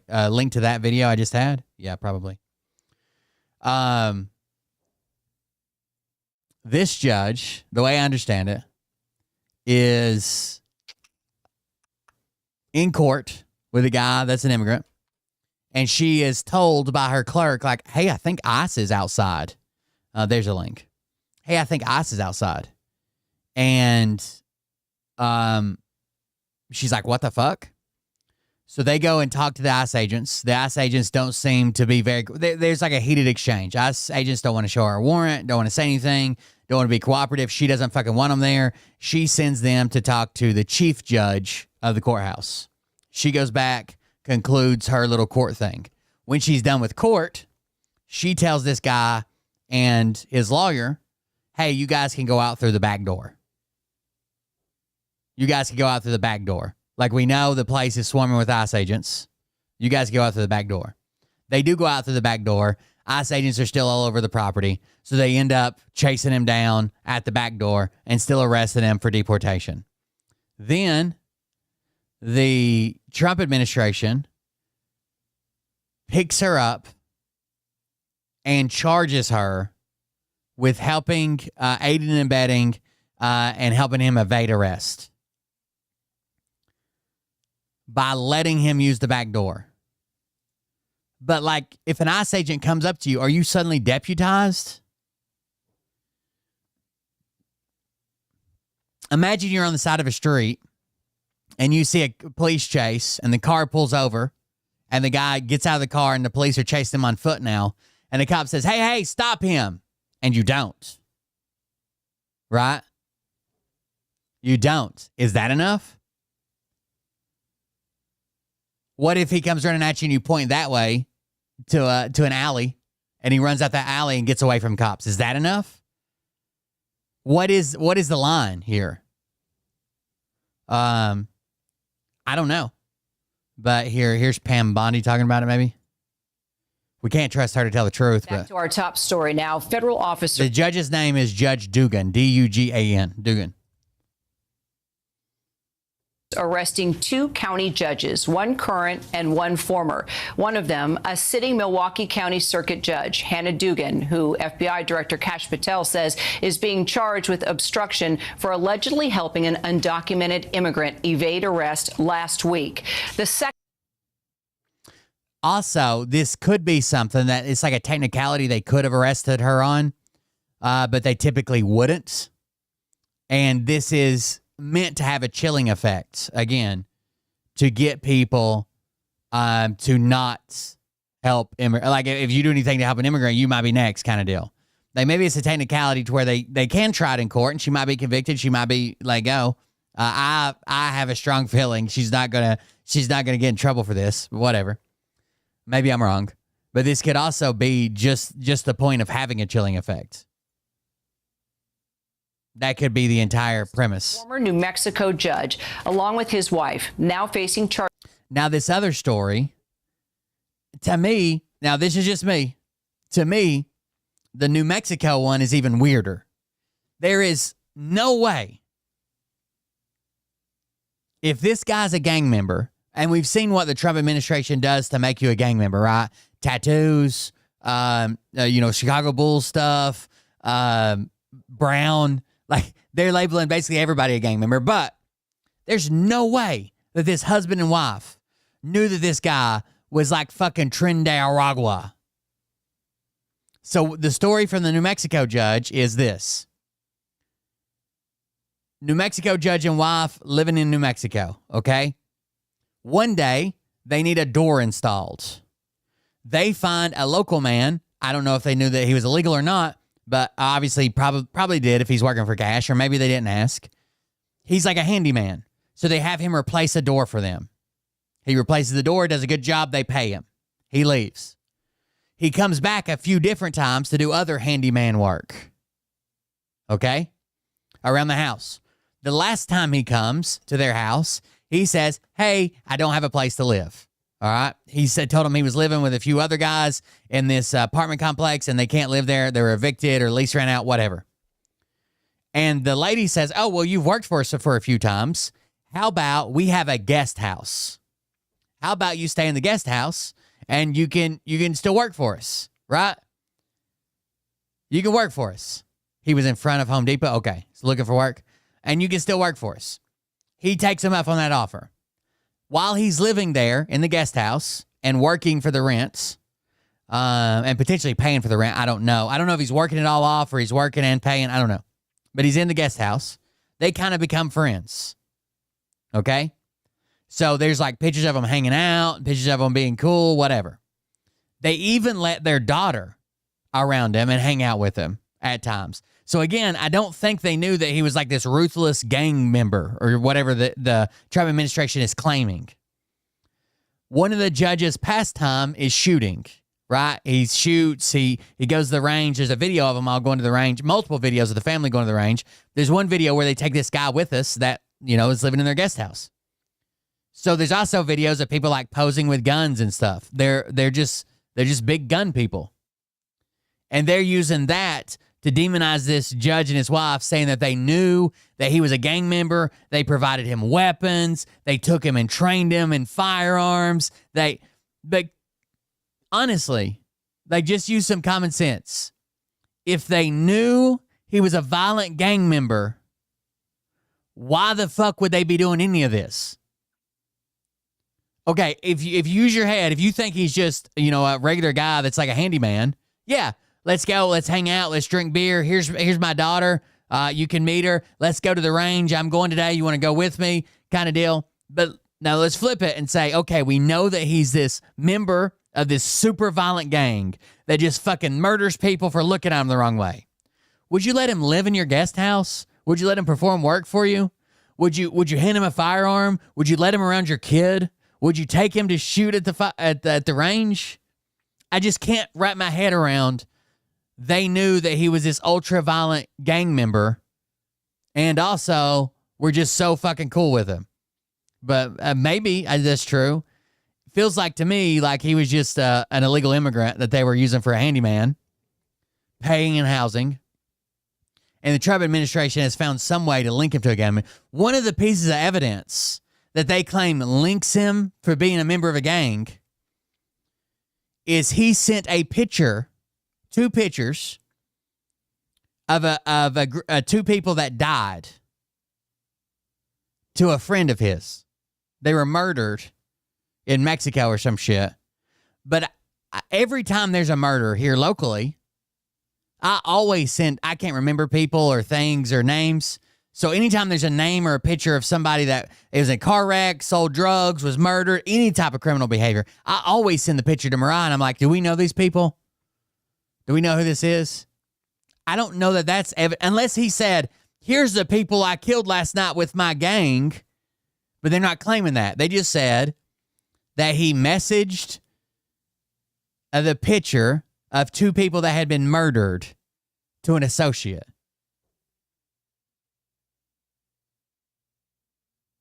I don't know. Charges related to harboring a member of the Venezuelan gang, Tren de Aragua. Joining me now, the nation's top prosecutor, U.S. Attorney General Pam Bondi. It's been quite a busy day for you. Very busy day. Very busy week. And I'm actually getting statements in as our interview is beginning. I'll get to that. I'm saying that I don't know. Maybe there's more information that comes in, and I'll be like, yeah, that was stupid. If you knew he was a fucking gang member, why'd you house him? Right? Why'd you give him access to a gun? You're fucking stupid, and you deserve to be in trouble for this, or whatever. Maybe that comes in. I don't know. I haven't made my mind up on this, but okay, let's say I have a neighbor that I'm friends with, okay? A white neighbor, a U.S. citizen. And I'm friends with this neighbor, and me and him hang out. We've been to like barbecues before, and we say hi to each other. And then one day he sees me with like my firearm, and I'm like, hey, I'm going to the, and he's like, what are you doing? I'm like, going to the range. He's like, oh, I want to go. Can I go? And I'm like, yeah, we go shoot. If the next day I find out like he murdered his entire family and went on a killing spree 20 years ago with an AR-15, he was a former school shooter or some shit. You think I'm going to take him back to the range with me? You think I'm ever going to hand him a firearm again around my family? I'm not. That's the only way that I can think about it. Like, I don't understand this. For a second, because I'm going to read it cold with you. But let's start, Pam, with Judge number 1, Hannah Dugan in Milwaukee. You arrested a sitting judge. We did. Why did you feel that was necessary? It was appalling to all of us what happened. I used to be a domestic violence prosecutor, and this case involved someone who was deported under President Obama, came back into our country. Okay, here's I do know his details on charges of domestic abuse. So here's what happened. He's got 3 counts of domestic abuse. What his charges are alleging is that he was playing music, his neighbor or roommate or somebody came over and said the music's too loud. An argument ensued, and they got into a fight. A woman came up to break up the fight, and she accidentally got hit. No one's claiming they hit her on purpose. She accidentally got hit. Another woman came up just right after that, after the first woman got hit, and she caught an elbow, and she thinks it was from this guy, but it could have been the other guy that he was fighting with. Those are the 3 domestic assault charges. Roommate, he got into a scuffle with, and then 2 people that got accidentally hit trying to break it up. The 2 people that got hit trying to break it up, one of them is the one that called 911, and those are the 3 domestic assault charges that he's on. So don't let him corner you into he's a wife beater and beats kids or some shit. It was a male roommate and 2 females that got hit accidentally trying to break up the fight. And that's what his charges allege. That's not his defense. That's literally what the police say he did. We don't know when, illegally. And he was living at a residence, and he beat up a man so badly he had to go to the hospital, his roommate. He punched him with a closed fist in the face 30 times. The victim fell to the ground, and he choked him. Then the girlfriend came in. I mean, to be fair, beat up to go to the hospital can mean a lot of things, right? tried to break it up. He punched busted somebody's nose, they might take you to the fucking hospital. Split somebody's eyebrow, they may take you to the hospital. woman in the face with a closed fist so hard she fell to the ground. He hit her in the arm. Both of them had to go to the hospital. The fight's broken up. They're taken to the hospital, and he's threatening to do further harm to them later. So it's hard enough to get any victim of domestic violence to cooperate. We had 2 victims sitting in the courtroom that day. So what did this judge do that led to ICE coming in to make this arrest? So she's a sitting judge on a domestic violence case. He's the defendant, Ruiz, 2 victims and a prosecutor, a state prosecutor in the courtroom. It is routinely done when people are picked up on any kind of warrants that it's done outside a courtroom. It's been done in that courthouse. It's been done in a courthouse where I prosecuted 20 years ago. The reason? Because executing a warrant is one of the most dangerous things law enforcement officers can do. You never know what you're going to encounter behind that door, what kind of weapons, with any defendant. So the safest place to do it is if you know they're going to be in a courthouse because they've gone through security. You know a defendant isn't armed. It's a sterile daytime situation. It's routinely done in courthouses, any kind of warrants. So the ICE team was there, DEA, FBI, ICE team. They're outside the courthouse. A courtroom. Oh, they're saying he destroyed a phone? I didn't read that part. Courthouse. The judge finds out that they're there to arrest him, and the way he got on the radar, of course, is he got arrested. He beat up these people. So she knew they were there. They were outside. She comes outside the courtroom and is visibly angry, yelling, raising her voice to them. I do know everybody on Twitter is like, they're representing it like they all lived in the same home together, almost like it's some type of weird throuple situation. From everything I read, he lived in a separate house on the property, like a guest house. He directs them to go see the chief judge. So while they do that, she goes back in the courtroom, gets back on the bench while a prosecutor's sitting there with 2 victims of domestic violence and tells the defense attorney and the defendant, Ruiz, to come in the back with her. She takes them in the back in a private area. This is appalling. Through her chambers, lets them back out and leave. One of the DEA agents, I believe, sees them exiting and doesn't know what's going on. So she continues with her docket, finishes her docket. 2 victims sit in court all morning long, waiting. At the end, the prosecutor's like, what happened? Why didn't the case get called? She removed it from the docket without telling anyone, had them go out a door to leave. Then ICE, meaning the ICE team, DEA, FBI, have to chase him down, which is what is so dangerous, outside the courthouse, by an intersection. Pedestrians could have been killed. He could have been hurt. They could have been hurt. They catch him, take him into custody. Those are the facts of the case. All right. As you lay out the facts of the case, as you can imagine, people are now responding. Bear with me here. We just got this full statement from the lawyer representing Judge Hannah Dugan saying that she has committed herself to the rule of law and the principles of due process for her entire career as a lawyer and a judge. She has retained former United States Attorney Stephen Miskupik to represent her. Judge Dugan will defend herself vigorously and looks forward to being exonerated. Okay, quick reaction to that. But what I really want to get to is also the governor is speaking out, as well as a Democratic Congresswoman, Gwen Moore, because you can imagine the other side of politics responding to this. But first, your response to the attorney representing Dugan. Well, everyone is entitled to their day in court. All judges, criminal defendants. Are they? Is everyone entitled to the day in court? Are they? Is that a new stance the Trump administration is taking? Of politics responding to this. But first, your response to the attorney representing Dugan. Well, everyone is entitled to their day in court. All judges, criminal defendants, victims, and those victims were entitled to their day in court, and they didn't get it because she let a criminal defendant walk. Wait a second. I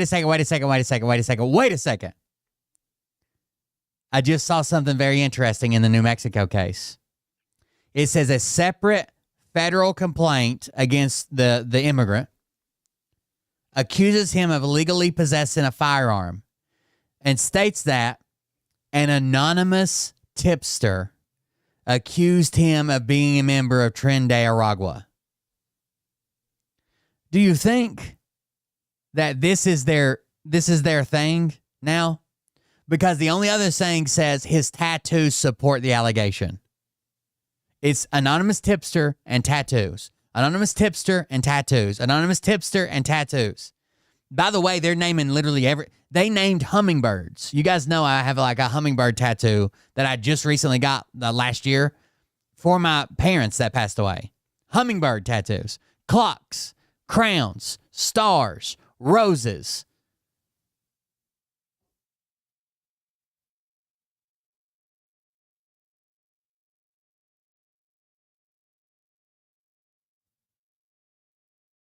They are claiming that he destroyed a phone with a hammer, and says they were seeking the phone. The device was being sought because it may have contained photographs showing Lopez possessing weapons, some of which may have belonged to the judge, his wife, and their daughter.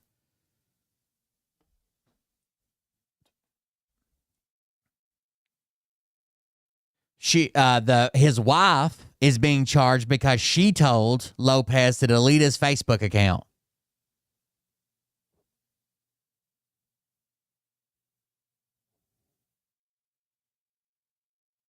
If you tell somebody to delete their Facebook account, that's enough to be charged on?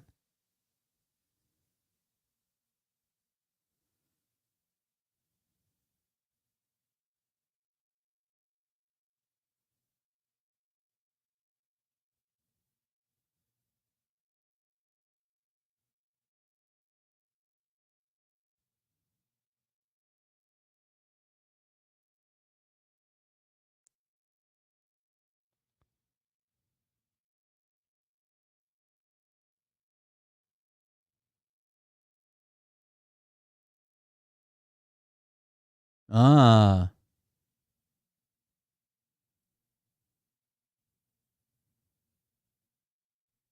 They said they found an image on his cell phone of a decapitated body. I don't want to be like too gross or whatever, but I've looked that shit up before too, like the cartels killing people and shit. I guess I'm not an immigrant though. Walk out a door. She helped them. She obstructed justice. And that's what she's charged with. Okay, this statement now coming from Democratic Congresswoman Gwen Moore, who represents Milwaukee. As you know, she said of Judge Dugan's arrest that the administration's willingness to weaponize federal law enforcement is shocking and that she is alarmed at the increasingly lawless actions of the Trump administration.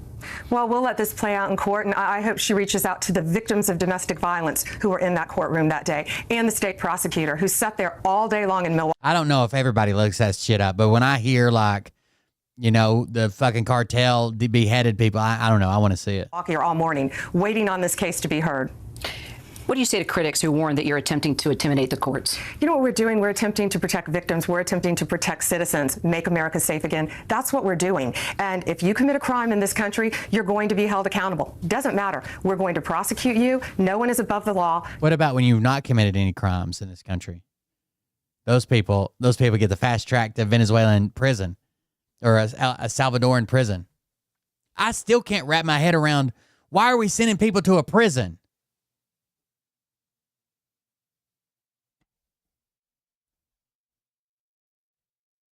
Why are we deporting people straight to a prison with no charges?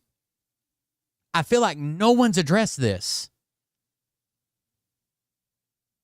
Like it is one thing to deport someone out of the country. It is a whole nother level to deport them straight into a prison. No?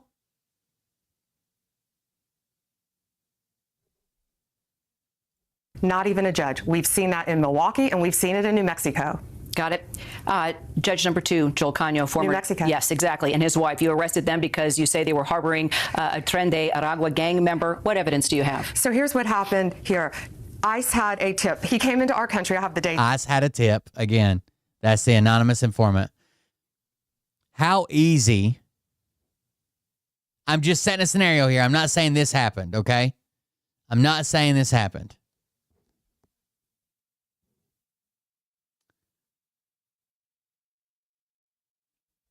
They pick somebody up, anybody up, and they say, okay, well, you're getting deported or whatever, but you could be banned for life or you could come back. It just depends. By the way, have you ever seen this guy? If you've got information on this guy, we can help you out. Is this guy a member of Tren de Aragua, the gang? Is this guy a member of MS-13? Is this guy? How easy would it be to get these tips? These anonymous fucking tips. It's here. December 2023 through Eagle Pass, Texas. They got a tip that multiple illegal TDA members were living at this residence. They learn it's a judge's residence. You can't make this up. They probably couldn't believe it. So he's picked up on a tip from someone at the residence. And then another judge, a judge named Damian Martinez, says, well, I know Judge Cano. He has a really good BS meter. So I don't think he would let just anyone live with him. So the judge releases this guy. And I'm going to tell you the facts of the case in a minute, why ICE wanted to arrest him. So that's not acceptable, of course. So he's back out. So what they found out, then he was arrested and charged. He had... By the way, when they're saying possession of a firearm, what I'm seeing as their proof is him holding a gun like near another person, right? When you think possession of a firearm, you think that motherfucker's running around with it like they're owning it, they're possessing it. Not like, here, hold this for a picture. Or here, check out my new pistol. It's unloaded. Right? I wouldn't think that's possession.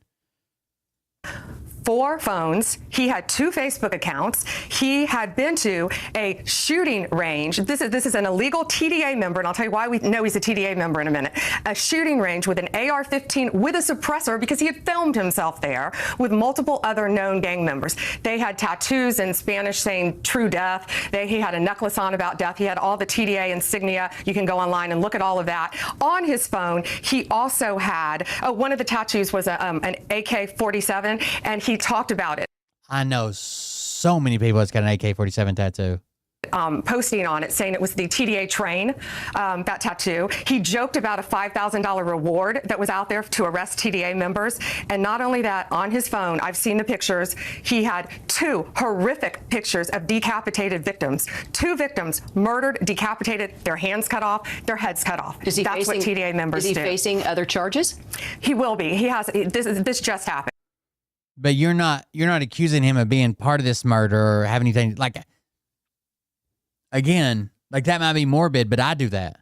So what happened was, so he gets arrested, and then they learn based on the evidence, based on the phones, based on the Facebook accounts, the wife, the anonymous tipster, Kano, law enforcement believes she facilitated destroying evidence. They have recordings of her talking about he had to get rid of the phones. He needed to get rid of them because they could incriminate him. So you're saying a former judge of New Mexico knew that he had Venezuelan gang members living and working for him. That's what that doesn't make any fucking sense, dude. They're like this super ultra violent gang, and you're like, yeah, because the judge is not going to be home all the time, even if he thought he could defend his family. That doesn't make any fucking sense.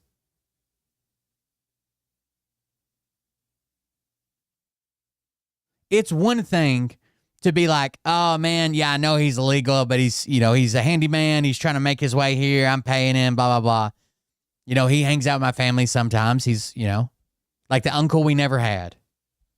It's another thing to be like, he's a member of this super violent gang, and I just leave him alone with my wife, my daughter. I let him fucking have access to all my firearms and do whatever the fuck he wants, Like, that doesn't make any fucking sense. That's what you're saying. Well, what we know, that was the judge's wife. So the judge, Joel Cano, what happened with him is post Miranda, he admitted that he took one of the defendant's phones and took a hammer himself, destroyed the phone with a hammer, then took the parts of the phone, carried it away to a city dumpster to dispose of it so an illegal alien would not be caught. So an illegal alien would not be caught. Not a gang member. So an illegal alien would not be caught. Why would this seems very hard to believe? I agree. That a former judge. She's going to say, I agree. Would be harboring people like this. I agree. And to clarify. Did he say anything when he was arrested? Did his wife Nancy say anything when they were arrested? Right. I've got a ton of screenshots that I was going to share or show or do this or do that.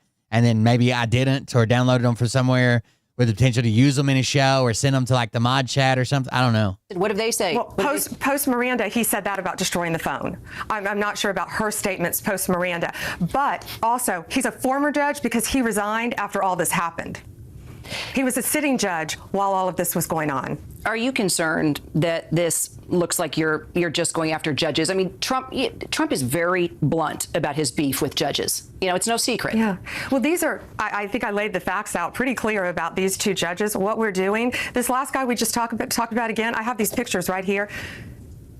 Victims that were mutilated, it appears, by a machete, their hands cut off, their heads cut off. This woman's a journalist. She's seen those pictures too. Guaranteed. 2 separate victims on his phone, and he's sharing this information with other known TDA members.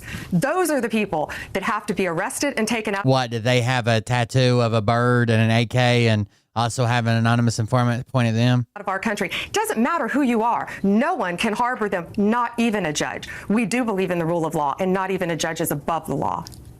What could be next? You're going after judges? Are we talking about mayors, governors? How far could this go? Well, I would pray that a governor and a mayor, I would pray that no one else is having illegal gang members living in their house who have assault rifles. Oh, let me go back to the judge. He had given this gang member, I guess his daughter had a lot of firearms.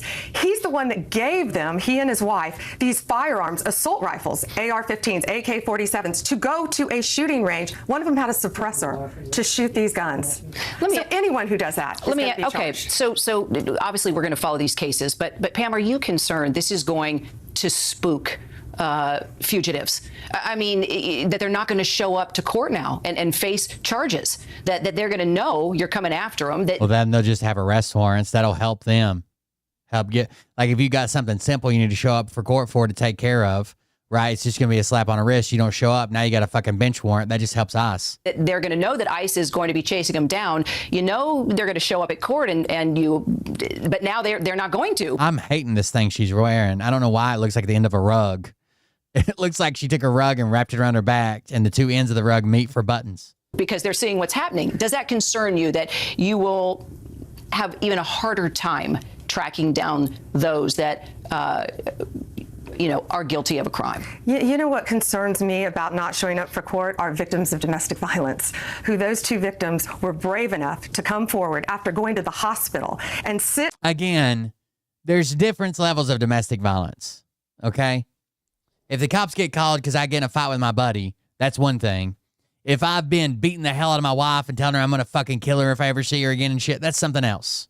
Okay. In the courtroom and face the person who was charged with doing this to them, and he was let out a back door. The way it goes around her neck, it looks like, did you guys, maybe it's just me, maybe this is a poor people thing. Did your parents ever think it was a good idea to have a goddamn rug that goes around the toilet, like a U-shaped rug that like goes around the toilet? What the fuck is that? All my life growing up, we had a shag fucking, they were either like blue or pink, the color, that had grippies on the bottom so it wouldn't move, and went around the toilet. How fucking disgusting is that? What lands on that motherfucker? Like, there's no way as an adult I would ever have a rug anywhere near my fucking toilet anymore. Because as a kid, it was just a normal thing. Oh, that's the toilet rug. That's the toilet rug. See how it fits? See how it curves to the toilet? Duh. Idiot. I had friends ask me, like, you got a rug around your toilet? I'm like, yeah. Duh. Duh. Don't you? Nope. Okay.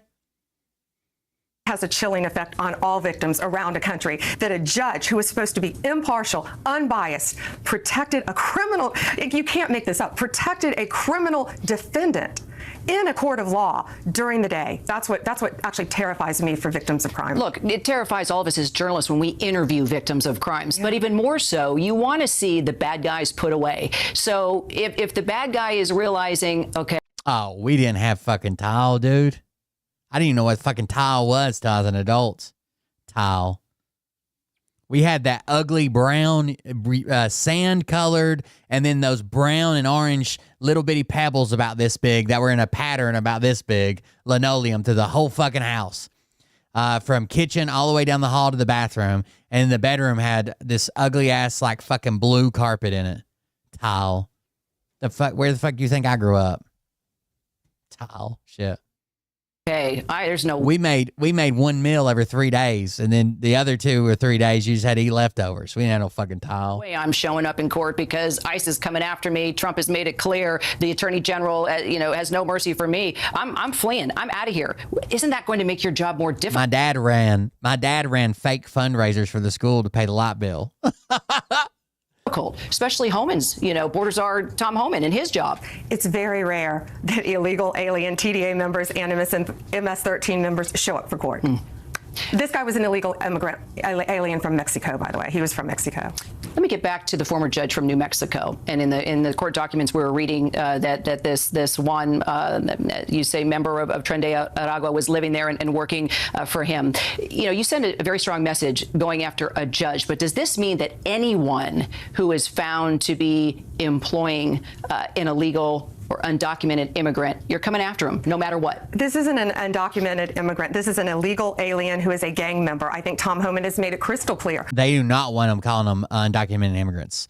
That softens the word up too much, right?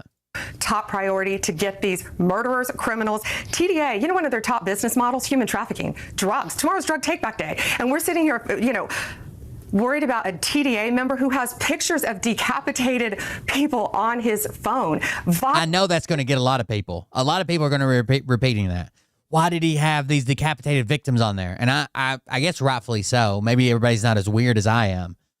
But I guarantee you there's some pictures like that in my history. These people are so violent. Human trafficking is risen as one of the worst crimes in our country. That's what we're worried about, getting these people out of our country, getting them in prison where they belong. You're not going to abuse a woman. You're not going to abuse a child. You're not going to murder someone, and we're going to let you walk the streets. It doesn't matter. I would hope a mayor, I would hope a governor would never harbor anyone. Frankly, it's not safe for their families, nor send someone who they knew was here illegally out to shoot an AK-47 or an AR-15 with a suppressor on it. Frightens me, scares me. She's very upset about the suppressor. It sounds like the judge owned it legally, though. For our country. Attorney General Pam Bondi, thank you for your time. I appreciate you coming into studio. Thank you. We still need more information on this. Have you guys? So a lot of people are talking about the Shannon Sharp stuff, and there are some weird recordings of Shannon Sharp. I don't think that case is ever going to go to court, okay? Shannon Sharp from ESPN. There are some weird recordings of him talking about choking, like a big black guy choking a little white girl. She says, I guess I'll go. I don't want to be choked. And he's like, I might choke you in public. Big white guy or big black guy choking a little white girl, right? And the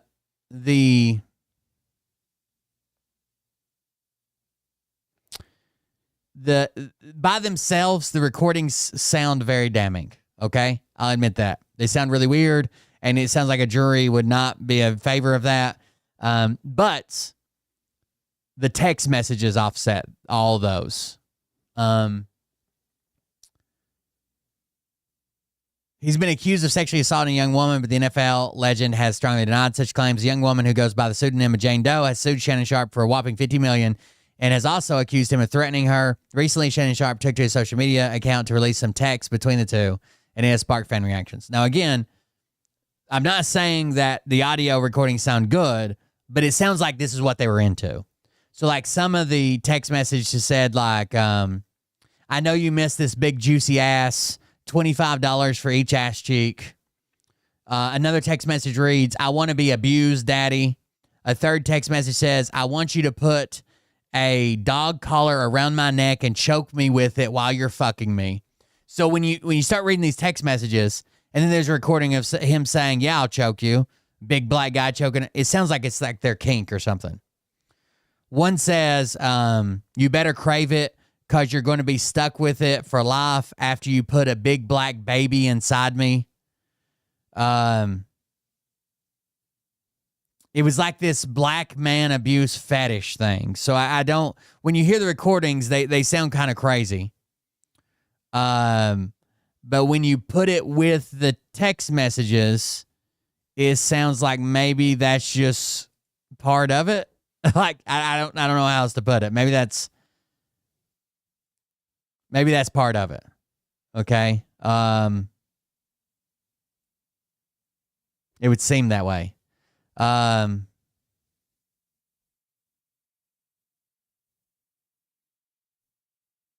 Only if you put that baby gravy in me, then I can do whatever I want to me. I want to put my tongue in your asshole and then you marry me. That's my daddy. Fuck, I want you to put a big black baby in me. You better crave it because you've been stuck with it for life after putting a big black baby in me. It seems like the tape is not so crazy now, right? When I first heard the tape and she's like, I guess I'll go with you. I don't want to be choked.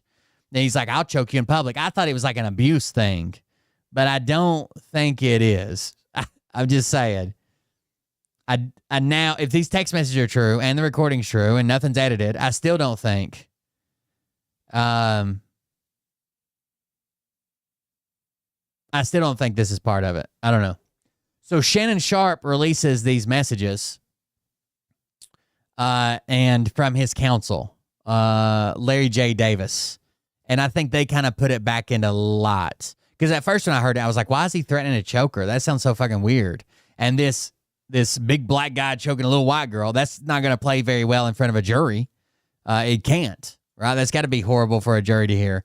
But if they're going to show up with the text messages, then I think it all kind of equals out. She had some type of weird dominated by a black guy fetish, and he was part of it. I think they'll settle out of court. I think they'll settle out of court, or she might even drop it if there's worse text messages. I don't know. All right. Thank you guys for joining us. Thank you for being here. Yeah, support the stream or offline, coldbeer.fund. I'll be back tomorrow. I appreciate you guys coming out. Thank you for the new subscribers and the donation we received. Make sure you donate to make Bert mad, and I'll be back tomorrow. Everybody have a good night. Go to coldbeer.fund. Support the show. We could use it right now. You guys have a good night, and we'll see everybody on the next one. Have a good one, guys. See ya. But I can tell you this about if this douchebag happens to see this particular show, you don't have the forking balls to call out the people on this planet by name and tell them exactly who they are and tell them the rest of the world who they are. You don't have the forking balls. You don't have the balls. Okay, Scott. Here we go. I think I started some shit. Listen off, it's about to get lit. Get the place in the bets. You know that stage is set. You better buckle up, cause you ain't. Hope you like the show, Bert. Bertrude. That's right. Listen off, it's about to get lit. Get the place in the bets. You know that stage is set. You better buckle up, cause you ain't seen none yet. And they say that I'm a lunatic. Well, listen, bitch, I came equipped with a quick wit and a 6 cents for the stupid shit. Where my true believer? Y'all need Jesus. Praise the Lord, head to the extreme. All these false fucking prophets who profit off of gossip. Worshipping drums, cocking, begging for a throat deposit. Swinging fucking meat hammers like four in a thong. He's strapped to the shaft, eating his chest like he's King Kong. Starving for attention, I'ma make your gut burst. I'll be your huckleberry, I can quench that thirst. Baby eating lizard people, alien sex. What's next? Trump in a dress, fucking Flynn on his desk. A retard in a vest, climbing up 5G towers. Cause you told him if he did, he'd get fucking superpowers. Here we go, I think I started some shit. Support the show. I still got to do some fucking maintenance on Mariana's car. $5,000 worth of bullshit. We appreciate it, guys. Good night. You know that stage is set. You better buckle up, cause you ain't seen none yet. I used to find clues too when I was high on shrooms. I found myself a tunnel that led to Jason Q's bedroom. Opened his closet, I found some of his meat rockets. I strapped it to my shoes and then I flew through the roof. I found myself in orbit strapped to an F-16. High on amphetamine, with Trump in between. Put on a light coat of baby oil and saluted the troops. He tapped me on the shoulder and said, "This is gonna be it." Whoa, wait. Stop. What? I'll get my files. Wait, what are you doing? Stop. Hold on. Fucking stop. Dude, come on. Seriously. My mom's an alcoholic. Oh, give me oh my God. Damn it. Here we go, I think I started some shit. Listen off, it's about to get lit. Get the place in the bets, you know that stage is. Have a good one, guys. You better buckle up, cause you ain't